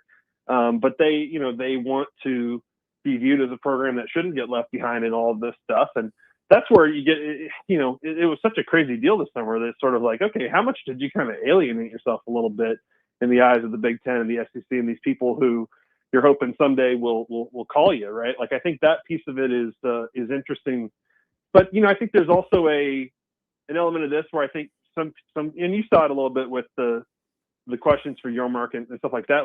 There is a little bit of like a persecution thing now of like, okay, well, what about tortillas and what about Sorsby and what about some of these other situations? And I think, everyone else in the conference rolls their eyes at that stuff. And, based on kind of the history of the Big 12, you got to remember that at least for the 8 schools that have been there forever, it's like they went through a long period of getting bullied around by Texas and Oklahoma and trying to appease those guys forever. And obviously it never, they were still going to end up leaving everybody behind and leaving the conference in jeopardy. So I think from that standpoint, for the legacy schools, it's like, we're not going to get bullied by Texas Tech. Like, if they're unhappy, like, they can get out. We're not going to put up with this kind of stuff. And I think this was a moment for those schools and for Yormark that you kind of had to stand up to the bully there a little bit. And we'll see, how much that has to happen in the future. Max Olson joining us from ESPN.com. He was at Big 12 Media Days. Do you think Tech secretly, behind all the bluster and the complaining and we're being picked on, do you think they kind of secretly enjoy this because they are being looked at as a Texas light these days? I think to some extent, yeah. And I think they're fine with, being the villain and the black hat and all that kind of stuff. And to be clear, like, I don't think, Joey McGuire handled this stuff well and it didn't say anything inflammatory. And, like, I think he wants to move past this stuff and all that. But I think certainly Texas Tech likes the attention. They like having the target on their back. They like feeling like the king of the Big 12 after winning their first ever conference title. And, I think that they certainly look at the Big 12 this year and they just assume that they're going to mow through this conference schedule like they did last year and that they're going to go, 12-0 or 11-1 and be, back on that podium with Yormark in December and back in the college football playoff. And, with how much they've spent on this team, they feel like they're too loaded to fail, even without Brendan Sorsby. So, certainly there's, everybody wants to take them down. Everybody has a lot of Cody Campbell envy. But yeah, I think they enjoy this and certainly they feel very strongly like, hey, we're the ones, who are outspending everyone. We're trying to lead the way here. You've seen Cody Campbell kind of call out others for not doing the same. People just generally don't have a lot of billionaires on their depth charts when it comes to this stuff, especially in the Big 12. But it is something that the conference, that there's always been some envy about this, but I think that's kind of flipped to disdain here in 2026. So, Max, when you're talking to folks from other teams over the course of the last few days, whether it's on or off the record, I wonder how wide open they think the top of the league actually is now that the Sorsby stuff is behind everybody. Because, like, there's a part of me that just thinks now Texas Tech is in a pretty similar spot to the one that they were in last year at this time, in that they're really good. They are certainly the favorite, if not a heavy favorite in the league. Probably not going to be able to level up as a national championship contender. Like, does the door feel wide open for other teams right now, or is it very similar to 25? Yeah, I think on paper, at least, it feels similar to 25. And I think if you go through this Texas Tech depth chart, it's like, man, once again, it sort of looks like at this point in the year, before the injuries and all that kind of stuff hit, it feels like once again they really nailed this portal class and addressed all of their needs. And man, you talk with their players and they the way they talk about their running backs and their receiving core and their pass rushers, it's just like, man, this team is loaded and it's gonna be really tough. And look, again, like, is that enough to beat Oregon and beat the teams you're going to run into at the end of this thing? Like, that's the big question mark, and that's why they spent so much money on Brendan Sorsby, was to try to make it to a Final Four, try to make it to a national title game. But I think it's still, everybody else, it feels like, man, Texas Tech is doing whatever they want and getting whoever they want, and we're just trying to retain our guys and hold on for dear life here. I think there's definitely confidence at BYU. I think there's confidence at Arizona and some of these programs that are coming off really successful seasons. I think at Oklahoma State, they feel like they can really flip the script there right away in year one with Eric Morris and Drew Mastemaker. But it still feels like, even if the pack is a little bit closer to Tech today than they were a couple months ago, it still feels like clear favorite there. Though it's interesting, Max, the Big 12, like the Big 10, doesn't do an official poll anymore, but the media folks have kind of taken over, and I know On3 polled the Big 12's coaches, and BYU got the nod over Texas Tech narrowly, but they got the nod. How much of this do you feel might be a little bit of spite versus guys who actually feel this way, that the Cougars are better than the Red Raiders? I think that coaches in the Big 12 like have a ton of respect for Kalani Sitake, and like when you look at their teams, like they're not loaded with all these NFL draft picks, but they play better than the sum of their parts. You know, you've got a sophomore quarterback now in Bear Bachmeier, who I think everyone looks at as a chance to really level up and be one of the best in the conference. You have LJ Martin, the Big 12's preseason offensive player of the year, coming back at running back. So, like, I think there is a lot of love for BYU and a lot of respect for, like, yeah, the only 2 games they lost last year were to Texas Tech, but otherwise they handled their business. But there's no question that's a spite pick, right? I mean, let's just be honest, guys. Like, I'm not in doing that poll with McMurphy, but I mean that is absolutely a spite pick. Max, you had a chance to talk to Devin Dampier, Utah quarterback, about the new 5-for-5 rule. I'm curious, like, as this season unfolds, do you think that this is going to be one of those really big topics as, like, maybe November arrives, like when we're talking playoff race, of course, we're probably talking about carousel and which coaches are on the hot seat or which ones are already fired. But I wonder if this is now going to become something that we are really excited to dive into, figuring out if these players are going to come back for another year. Dampier's on the list, as you mentioned in your story yesterday. Anthony Calandri, of course, is on the list. Avery Johnson down in Manhattan. I just wonder if this is going to be maybe something that is a bit more top of mind than we would have even expected it to be when the news was announced a few weeks ago. Yeah, certainly. I think part of that is just the NIL economy of this stuff, where it's like by the time that those guys get to November, it's going to be like, all right, let's get our NFL draft feedback. But like, certainly you're going to have teams tampering and saying like, hey, you know, if you want to make this much money, you can come transfer here. And, you know, we'd love to have a veteran QB and we'll help, you know, build up that draft stock even more. And it reminds me a couple of years ago of the situation at Oklahoma where, you know, they really felt like, all right, you know, the plan is Dylan Gabriel's going pro after this year, and then Jackson Arnold's going to take over. And you know, at the end of that season, it's like, okay, Dylan gets his draft feedback. Ooh, not great. We're not going to the Senior Bowl. And he goes in the portal and goes to Oregon. And I think you're going to have some of those types of situations where, you know, Devin Dampier at Utah told me that, you know, he hopes he has a great year and he hopes to go to the league at the end of the season.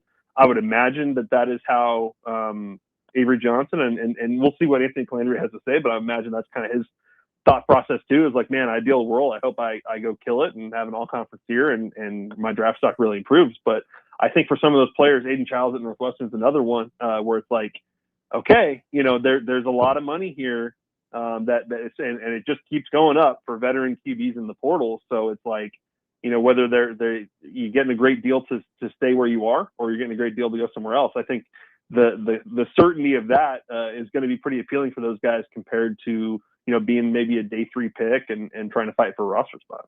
Max Olson of ESPN joining us here on the Prairie Flower Casino Zone hotline. We played the clip yesterday, but Juju Lewis, the quarterback at Colorado, oh man, essentially admitting that he was not asked to, nor did he read defenses last year. He said it was a lot like just high school balling is what he called it. How much do you think those comments are going to reflect on how they are going to be received as Dion enters year 4 at Boulder? Well, they've already got another offensive coordinator since he said that. So, like, I think that at least they're trying to address that internally, and they brought in Brennan Marion to run the go-go offense. And talking with their players, I think there's a lot of excitement about what that's going to look like. And we've seen that innovation before when he was at UNLV. But I think it's definitely like, not great. I saw a lot of people sort of saying like, you couldn't interrogate that quote out of me, right? Like but it was kind of given up at media days. Like I think for Julian Lewis, put in a really weird situation last year. I think that's one of those where 5-for-5 is going to help because, you know, they were really trying to be very careful about giving him a 4-game redshirt, but just kind of didn't really know which games to play him in. And I was asking about, you know, early in that season, they played Delaware, maybe in their 2nd or 3rd game of the year. And Coach Brown was like, I'm going to play all 3 of my quarterbacks in this game, and we'll kind of see what happens. And eventually Ryan Staub pulled away, and then he started the next game and was terrible against Houston, and it was back to the drawing board. But I was asking Julian Lewis about that, and he was like, yeah, you know, that was a little weird, but like I guess that's just how college football is. And it's like, yeah, no, that's really not how it is at any other place. But certainly there were some weird dynamics there at the quarterback spot for Colorado, and I think what he said is there's some truth to it in terms of how freshman QBs play, and they're just trying to create and not overthink it and stuff like that. But, you know, certainly Colorado being successful this year really hinges on Julian Lewis really leveling up and having a great sophomore year. And, I think that's a kid that, I wouldn't put him as like a top 10 QB in the Big 12 yet. I think we haven't really seen enough yet, and interested to see what Brennan Marion can do for his game. If it's another rough season in Boulder, will folks be on prime hot seat watch? Well, it's a good question, because if you're Fernando Lobo, the new AD at Colorado, like, you can't really fire him, can you? Mm-hmm. It's a good question. You can't even really like have a meeting and like sort of raise the possibility, because I think then Deion and his people are going to go put that on YouTube and everything. Right? So it's almost like you got to like. I think if Coach Prime were to leave Colorado or hang it up or whatever, like, he's going to have to come to that decision on his own. And for how bad Colorado was before he got there, like, I think they're going to kind of give him that grace and respect to do that. But I think the sort of like lazy take around Colorado was that, man, once Travis Hunter and Shedeur Sanders are gone, like, it's not going to be that fun for Deion anymore. Last season was not fun though. Like that definitely kind of came true. That was not, and you hear a little bit like the Caden Salter experience was a disaster for them. And like, that was a really rough season, and they really, became irrelevant very quickly last year. And so I think if this is similarly rough, and they've got new coordinators and a lot of new players, and I think they've added the second most FBS snaps to their roster this season behind Oklahoma State, like, it's just a brand new team yet again. If it's bumpy, then that's going to be really awkward there in November, and I don't know how they move forward. Max, were you in the room the other day for the tortillas question? Yes, I was. Okay, this is not going to ask you to crap all over anybody, but you have been in media days where awkward questions have been asked before. Is that as awkward of a room as there has been in your media day history? I think so. I think to stand up and say it again to my face was, I did not expect that either from Brett Yormark. Yeah. It reminded me of the, and you can relate to this, Josh, but John, in our day, us young kids, like, we're starting college in 2008 at the start of Pelini. Mm-hmm. Absolutely terrifying, sitting in a press conference and potentially asking a question that he might respond with, like, what do you think? Right. So like, when I watch that kind of stuff, I think back to like the scariest moments of my career. Not that I've had one of those, but it's sort of like, imagine like Bo Pelini being like, stand up and ask that again. Right. I mean, that would be brutal. I've not been in one of those spots before, but that's also maybe because I've not asked a question like that in my career. I hate public speaking. I don't like it, even though I do it. I totally agree. It doesn't make any sense. I can be on this show knowing our audiences for like Big Red Overreaction are very, very high, but you put me in a room with 10 people and I know my voice is shaking. So I understand it from that perspective. Oh my gosh. Like giving like a speech at a wedding, like I've had to do game over. That's like the scariest thing I've ever done. Yes. Couldn't agree more. See, you guys you're just terrible at picking when you went to college. Some of us went to college when Tom Osborne was the coach. He never said, what do you think? He didn't. But the one time somebody asked him a question that he didn't like, he got up and he said, let's go out in the hallway. And that was to Bernie Goldberg. Yeah. About the whole Lawrence Phillips thing. Oh, my God. That was... And I mean, it was crazy. I was so pissed because my job was to cut up all the tape, and I think it was a Kansas State week or something. I don't remember which game. Big game week, yeah. But I had no tape to cut up talking about the opponent, talking about the team, because it was like 3 questions in. It's like, you jerk, you ruined me. I got nothing.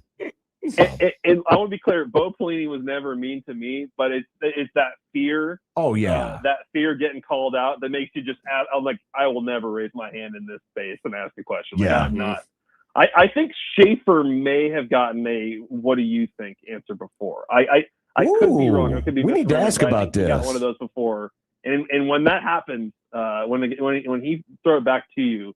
That's for us young guys, it's like I might pee my pants here. Like, what am I gonna do? I think, Max, you're right. I think he told a story on the air recently about some conversation that he was having with Bo, and it just went sideways very quickly. And it was just, what do you do in those situations? I have no idea. My best moment asking a question, I wish I could remember what the question was, but it was the one that got Callahan to respond, I think I'm doing an excellent job in every respect. And a lot of people just like, what? I mean, this was like late 2007. Oh, yeah, he was about to get fired. Can't remember what the question was, but man. That's awesome. It was pretty good. I didn't want you to go, Max, without at least talking at least a little bit about this Monster Energy deal. We showed the patch a little bit earlier. Certainly the idea of selling a league-wide sponsorship, and as much as they gave out to Monster, but I'm curious what the consensus is about the value that they got for it, because I'm seeing a lot of people going, man, the Big 12 may have sold themselves a little short here.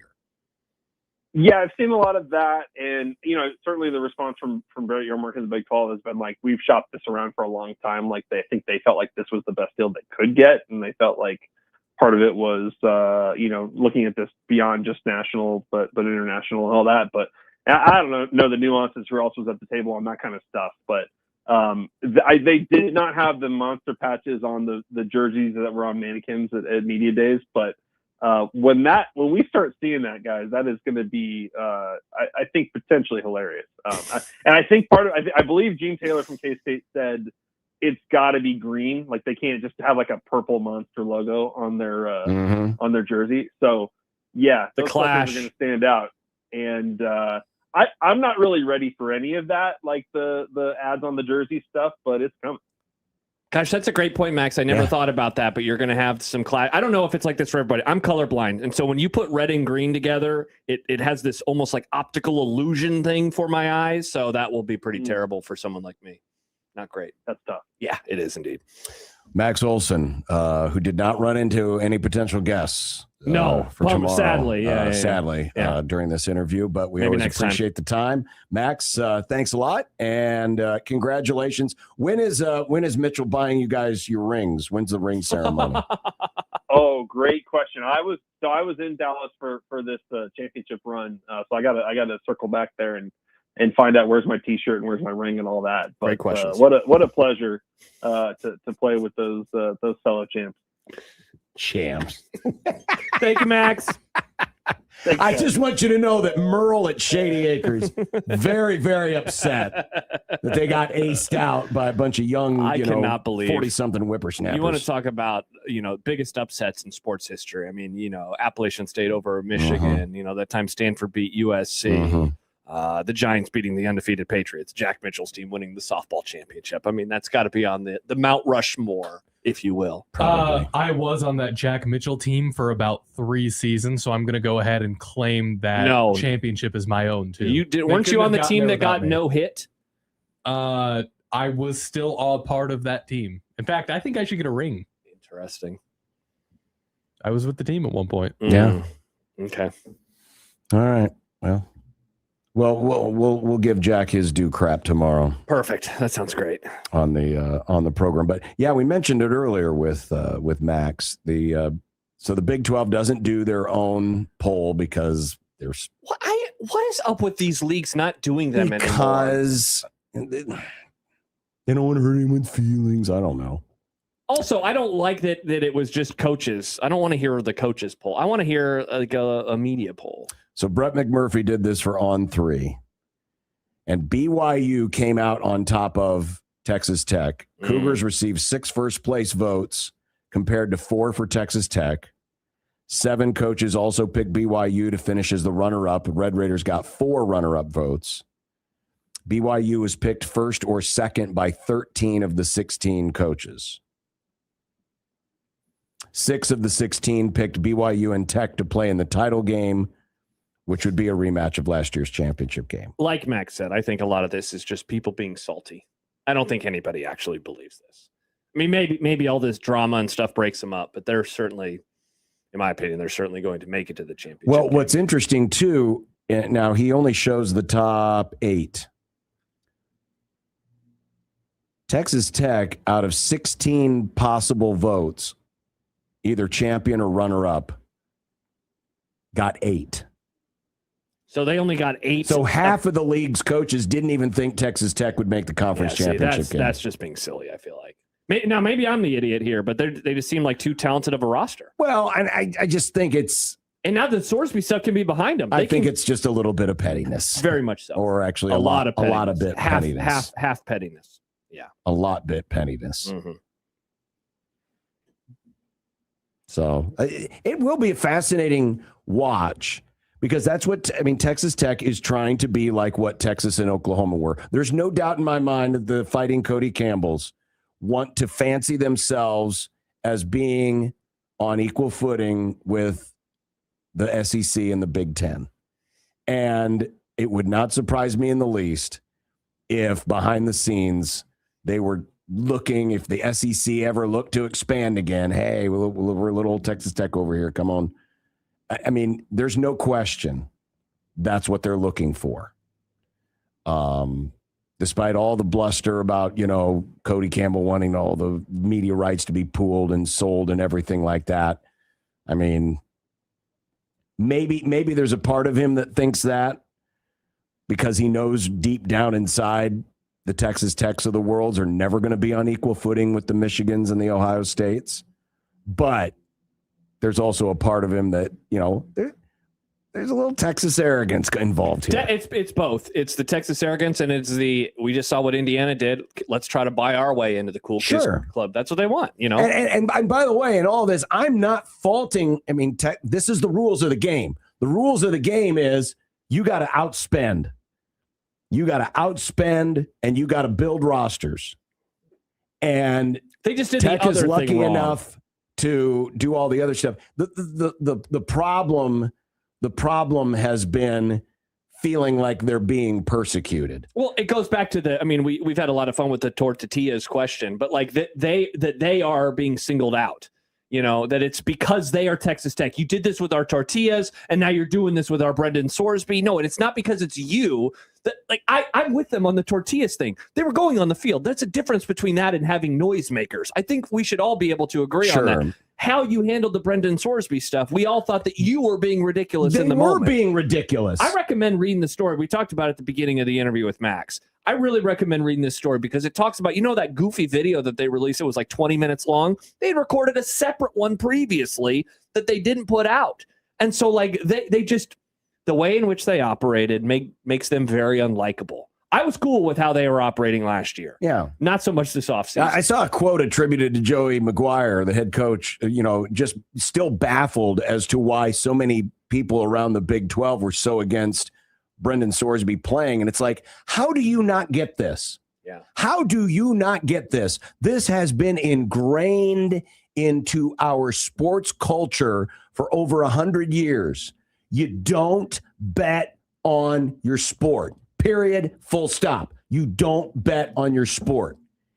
And that player should not be allowed to play. There should be a suspension.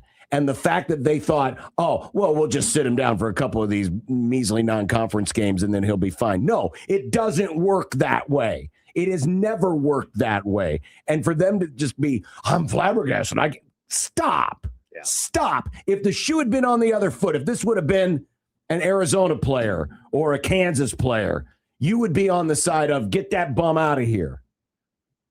That's the problem, Texas Tech, is you. And I understand to a degree the fact that, he didn't bet on these games when he was here.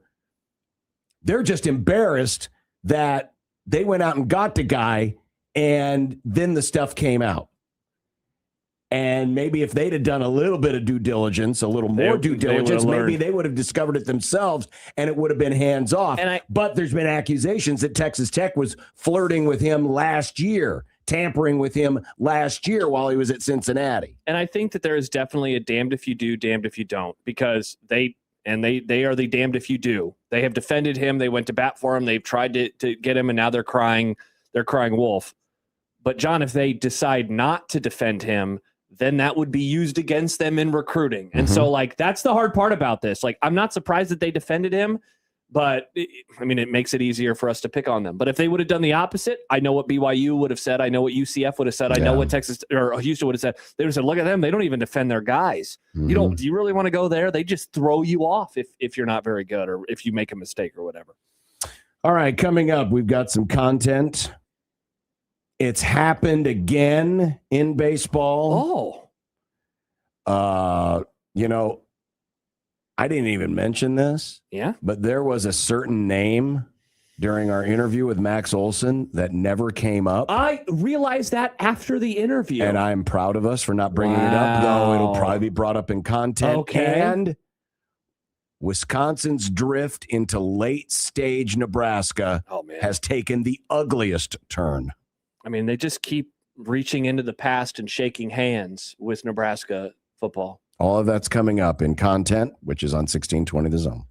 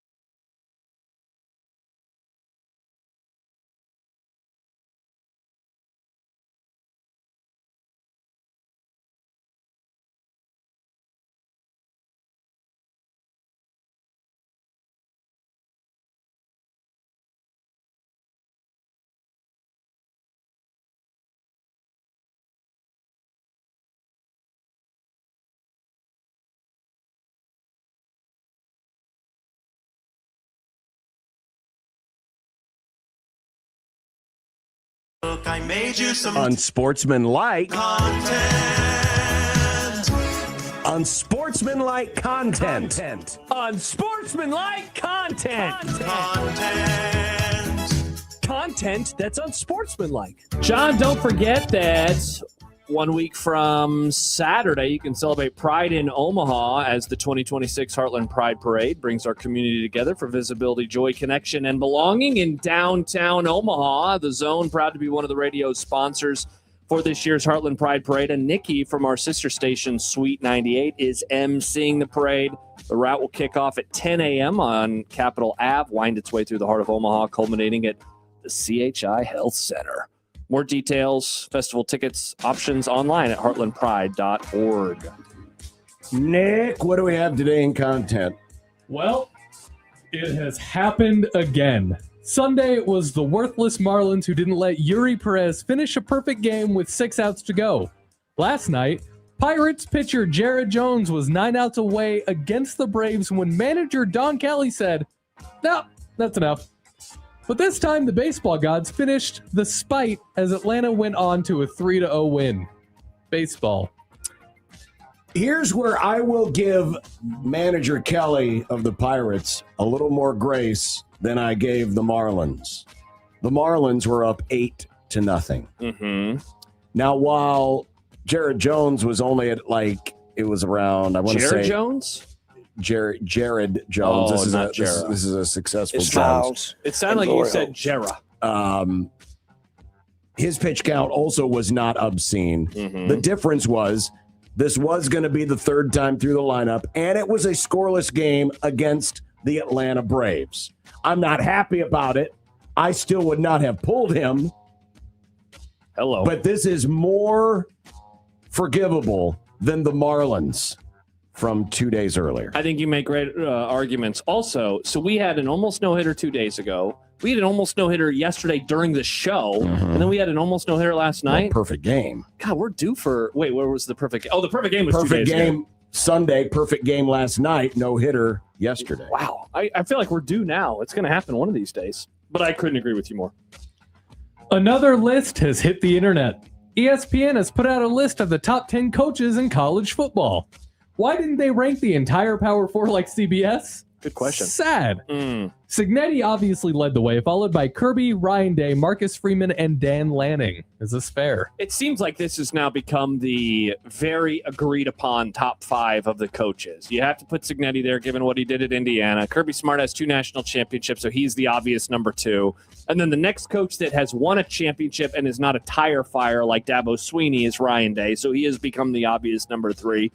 And then it kind of comes down to who do you like more, Marcus Freeman or Dan Lanning? Freeman has taken Notre Dame to the championship game. Dan Lanning has not. So that's why you go with Freeman and then you go with Dan Lanning. I want to argue with it, but I really can't. I don't have any issues with this. I wonder who the next guy is going to be to break into the top 5.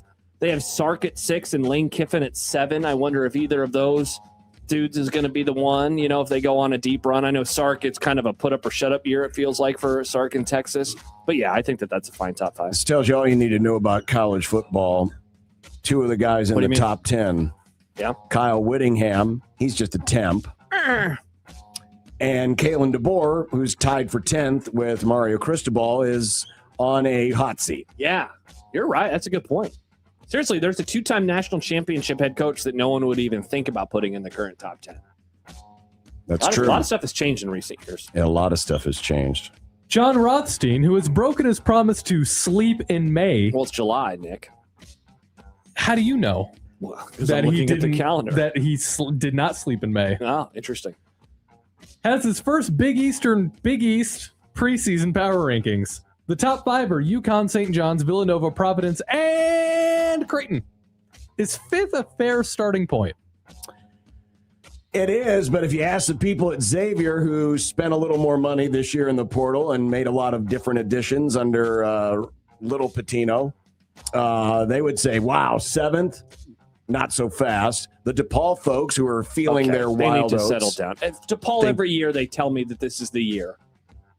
I need to see it before I believe it, John. Are the Georgetown folks saying anything? Are there any Georgetown folks left? Not really. Not if you go to any of their games, there's not. Uh-huh. I think there's more people. There are dozens of us. Yeah. think there's more people that remember what Georgetown was than there are actual Georgetown fans. Yeah, for Creighton, though, this is a good spot to be in, number 5.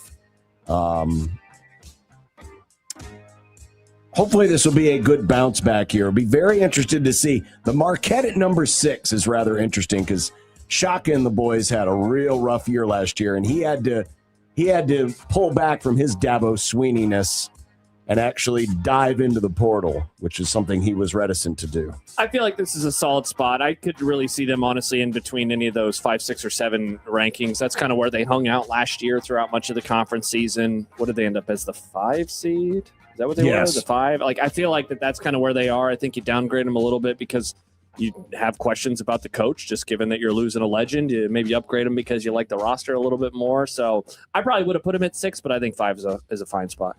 John, you called him Little Patino, yeah? Mm-hmm. I motion that we call him Petitino. Interesting.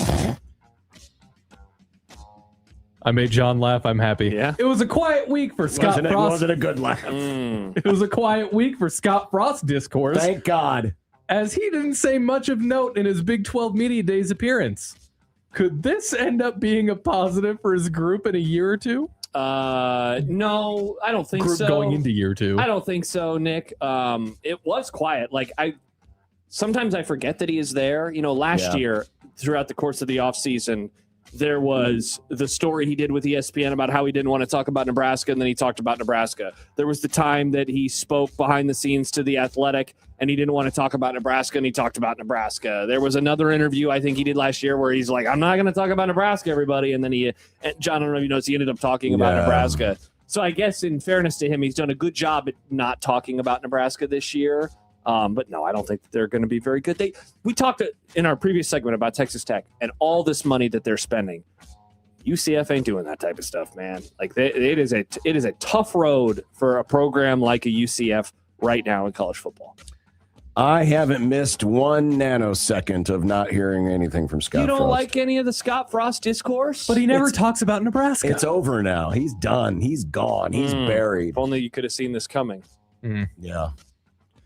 Speaking of Big 12 Media Days, Tortillas and Deion Sanders have been all the rage this week. Will anything else match our enthusiasm for these topics in future Media Days this month? No, because sadly what we're going to end up with now, I don't know what the big thing at the ACC Media Days is going to be. Not that anyone's really going to be paying attention. That's a good question. Yeah. But guess what we're in store for during Big 10 and SEC Media Days? What, excitement? Hype? Freaking playoff talk. We will be. A lot of freaking playoff talk. I've been saying it for a couple years. I do not want to hear it. I've been saying it for a couple years, John, that we should ban that playoff talk on the show, and you never take me up on it, but I think that we could throw that out there as an idea this year.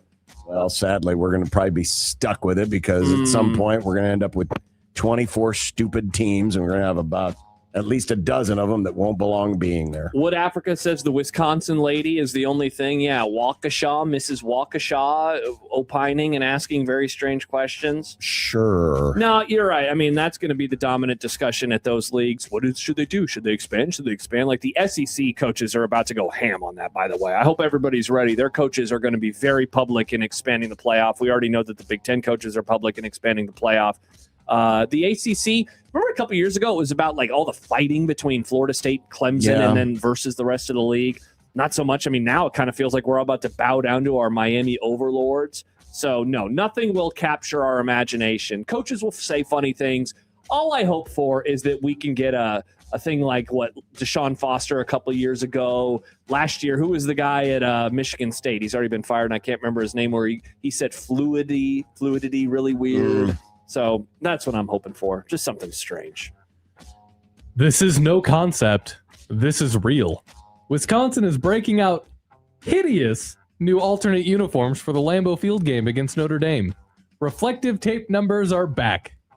Folks, and apparently it's not just them. Notre Dame is doing the same thing. So this is a gimmick, which a reminder, gimmick is bad. This is not gimmick is not bad. It's not always bad. They are doing a uniform gimmick. Also, look at all of the patches. There's an American flag patch. There's a Culver's patch. There's a Big Ten patch. I have to imagine there will be a Lambeau Field patch. This is going to be the busiest, ugliest uniforms, and I'm feeling it for my fellow spotting brethrens that will be in the booth and having to do great work for whomever is on the call that Sunday night for NBC. Good Yeah, luck we to can't you. even blame Adidas for these. This is No, Under Armour. These are terrible, man. I mean, these are awful. Seriously, someone needs to step in. And I hate to be old Pete Rozelle, 1985, but we need a uniform police. Wow. We need a uniform police that instantly bans uniforms that have reflective tape numbers because you can't read them. It's going to look awful because this is going to be a night game. Thankfully, it's early September, so the first half will be in the sun, but the second half is going to suck. You're playing at Lambeau Field. This is a special occasion. I couldn't agree with you more. Why aren't you wearing your most identifiable look? Also, Notre in Dame, a place where you are in a special zone. Notre Dame has classic uniforms, right? Yes. We would all agree. I don't know if I would say that Wisconsin has classic uniforms, but they're very good. And so they're going to ruin it. Look at these Notre Dame things. Oh, I've seen the Notre Dame ones. Yeah, like if you want to do the blue and the red, like that's totally fine. Wear your normal Notre Dame uniforms. Wear your normal Wisconsin uniforms. I think that would look cool. Not to mention the helmets suck too. These are terrible. I agree. Actually, these are bad. Thank you, Nick. The Tampa Bay Rays think they're getting a new ballpark. They're so confident in that they've released conceptual photos of what it will look like on the inside. What do we think? Oh, wow, that looks pretty good. They're going to do the little translucent roof like they do at SoFi Stadium, so they can be protected from the elements, but it still looks bright in there. Here's my observation. If you notice, let me blow up the picture here a little bit. Blow it up. Notice who the Rays are beating on the scoreboard. Oh, nice. Good job by you, Rays. Well, 7-1. That's not too bad, John. You Yeah, can get John, back you'll from be that. well, they did lose that Forget 16 about the to 1 fact game. that they're picking on the Cubs. Yeah. Why are the Rays, normally when you do these, you want to show your team beating a rival. The Rays and Cubs are not rivals. Why isn't this the Yankees? Probably because there's a lot of old Cub fans that live down in Tampa. Rage St. bait. Pete. Yeah. Oh, so they want to make all them mad, so there'll be further no attendance at Rays games. Probably just wanted to troll you, and I think it's working so far. Yeah. Honestly, I think the stadium looks pretty cool, though. I'm sure it's going to be great, and I'm definitely sure it's going to happen. Nice. Maybe they released different things for each team, and then it just showed up on your For You tab because it knows you're a Cubs fan. There you go, John. That's not how it works. That would be awesome. Kenneth says, why are there so many seats? Yeah, maybe 10,000 or more, too many seats. Crazy, isn't it, that the two Florida franchises can't draw flies? Mm-hmm. That's like the most inaccurate part of Major League is that the new owner of Cleveland wants to move them to Miami. It's like, but their fans don't care. I know that it's warm down there, but their fans don't care. Don't you want to be at a place where the fans care? Well, in defense of the producers of Major League, the owner's the idiot. I'm not blaming the producers. I'm blaming the owner of the team. Like, the idea, some sports brains of like 20, 30 years ago of let's just move to Florida. Let's just move to this big city in a warm weather climate. It's like, but you have a fan base that cares if you just put a lot of effort and money into it. Why not just try to get them to show up? Finally, Adam Vinatieri is headed to the Hall of Fame next month, and we learned this week he'll also be joining the Ring of Honor in Indianapolis. The former kicker played a decade in New England and another 14 years in Indy. Do you think of him more as a Patriot or a Colt? Honestly, John, I think of him more of a Colt, even though he was so successful with the Patriots. He won 3 Super Bowls, but he was in Indianapolis for so long, all over the back half of his career. I feel like I shouldn't, but yet I do. He will always haunt my dreams. Oh, he'll haunt them. He'll always be a Patriot to me. In fact, to me, I know he played there a long time, but I never think of him as a Colt. Really? Once you got the stink of the Patriots on you, it's hard to get it off. Once you have the stink of that festering, rotten, putrid organization, it's hard to get it off. Wow. Sorry, Adam. It's been tough. He's a good player. 4-time Super Bowl champion. He is. By the way, I did do the math. Yeah. On. Since Since Nebraska wore their reflective tape uniforms against Illinois in 2014, they're 61-79. Whoa. So get ready for It's the curse of the reflective tape uniforms. I hope Wisconsin's ready for 12 years of absolute garbage football. Yeah. Remember that was a late kickoff too. It was like 8 or 8:15. Yes, it I was. believe I did bigger overreaction that night. I feel like I did. I know I didn't. I was at the game. Yeah, I'm pretty sure I did bigger overreaction that night. Yikes. And I so badly wanted to walk down the hall and open up the door to the TV booth and just start laughing hysterically. It's like, buddy. Who was on the call that night? That would be Kevin. Oh, interesting. Oh, that was terrible. It really is. Like, I mean, awful. And this is going to be really bad. I am totally fine with most alternate uniforms. Like, do whatever you want to do. But I just will not understand this silver, especially for night games, because you can't see. You can't tell. You can't tell who has the ball. It's dumb. Coming up, we'll wrap up the Grum with What's for Dinner on 1620 The Zone.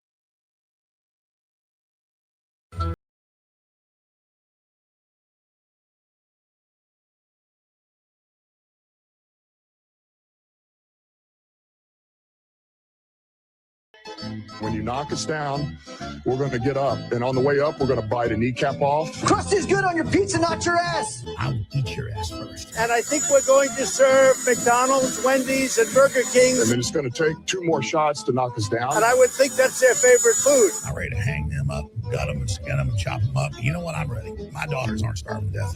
I'll eat the neighbors. All right. And on the way up, we're going to take your other kneecap, tortillas, and we're going to get up. And then it's going to take 3 shots to get us down. And when we do, we're going to take another hunk out of you. Cliff, what are you going to take away as your best memory from playing basketball at Boston College? Probably just like tortillas, going out to eat. There was chicken in the crock pot. I'm going to guess that probably some Chicken in the crock pot. rice bowls. Oh, nice. Ever since we got the rice cooker, it has changed our menu. A lot more rice than we ever used to eat. We're going to the new Seth Rogen movie at the theater a couple doors down. I'm smoking dope. And so we're going to go next door and have Goldberg's. I think I'm leaning. Curly fries. I'm not leaning. I know what I'm getting. I told her in case she gets there first. Pork tenderloin and curly fries. Now, if you get curly fries before you go to this movie, it's going to be like being a teenager at a movie, isn't it? You're going to bring a blanket into the theater with you? It's good. It's a great question. It is a great question. It's a great question. I'm actually going to get us some food from our half-off deal this week, Timber Creek. Oh! Which, get by the the wings. way, we'll be giving some $50 gift cards away to old Timber Creek tomorrow during the Grum. I'm not sure how yet. I can't wait to find out. Nick, do you have any more details on this great zone deal? It goes live tomorrow. At 9. At 9. It's 1620thezone.com. At 1620thezone.com. I figured that you would know. It's like the same every week. 9 a.m., 1620thezone.com. Yeah. Yeah. What are you doing, John, you Well, weirdo? because now that we have this beautiful window to the world and we can see beautiful Dodge Street and our gorgeous parking lot across the way, I'm not saying we'll have any left by then, but if someone at the beginning of the Grum tomorrow would, go out in that parking lot and be like all college game day Hold up a sign. wave a flag or hold up a sign. Does it have to say anything about us, or if somebody does this and we know? Hell, I don't care if someone had a leftover sign from the last time game day was in Lincoln. Oh, is that photo of Kugler with his tongue out? Yes. You had one of those? But yeah, if you want to go, or hell, if you want to protest any dumb thing Josh has said, and just Nothing I march would up say. and down, dodge the sidewalk out here front, and We'll can give you 2 prizes if you do that. Yeah. Just kidding. I can't make that promise, but we'll give you 1. Yeah. This will be a guarantee. We don't know how we're giving away the other prizes tomorrow, but we can promise 1 prize. We'll promise 1. Will go to somebody with a sign. What if 5 people showed up with the signs and we had 5 prizes to give away? We'd give all 5 of them to those people? Yep. All right. Awesome. Yep. Starting at 2:30 after the crossover. Yeah. Okay. God, that'd be sweet. That would be really cool. Speaking of tomorrow, what do we have tomorrow? We've got, I used to I don't know why, I still kind of look to the right just to think about it, but now we don't have the whiteboard anymore. No. Of course, it's Kent's Movie Club. Nice. The Prestige. Jack Mitchell will join us. And I believe a former baseball player. Maybe. We teased this 3 weeks ago and we ended up being wrong. Depending. Now it may not be their fault. It may be ours. I don't want to make any promises. It's going to go fine. If we do my plan, it will go totally fine. We'll see you Bye.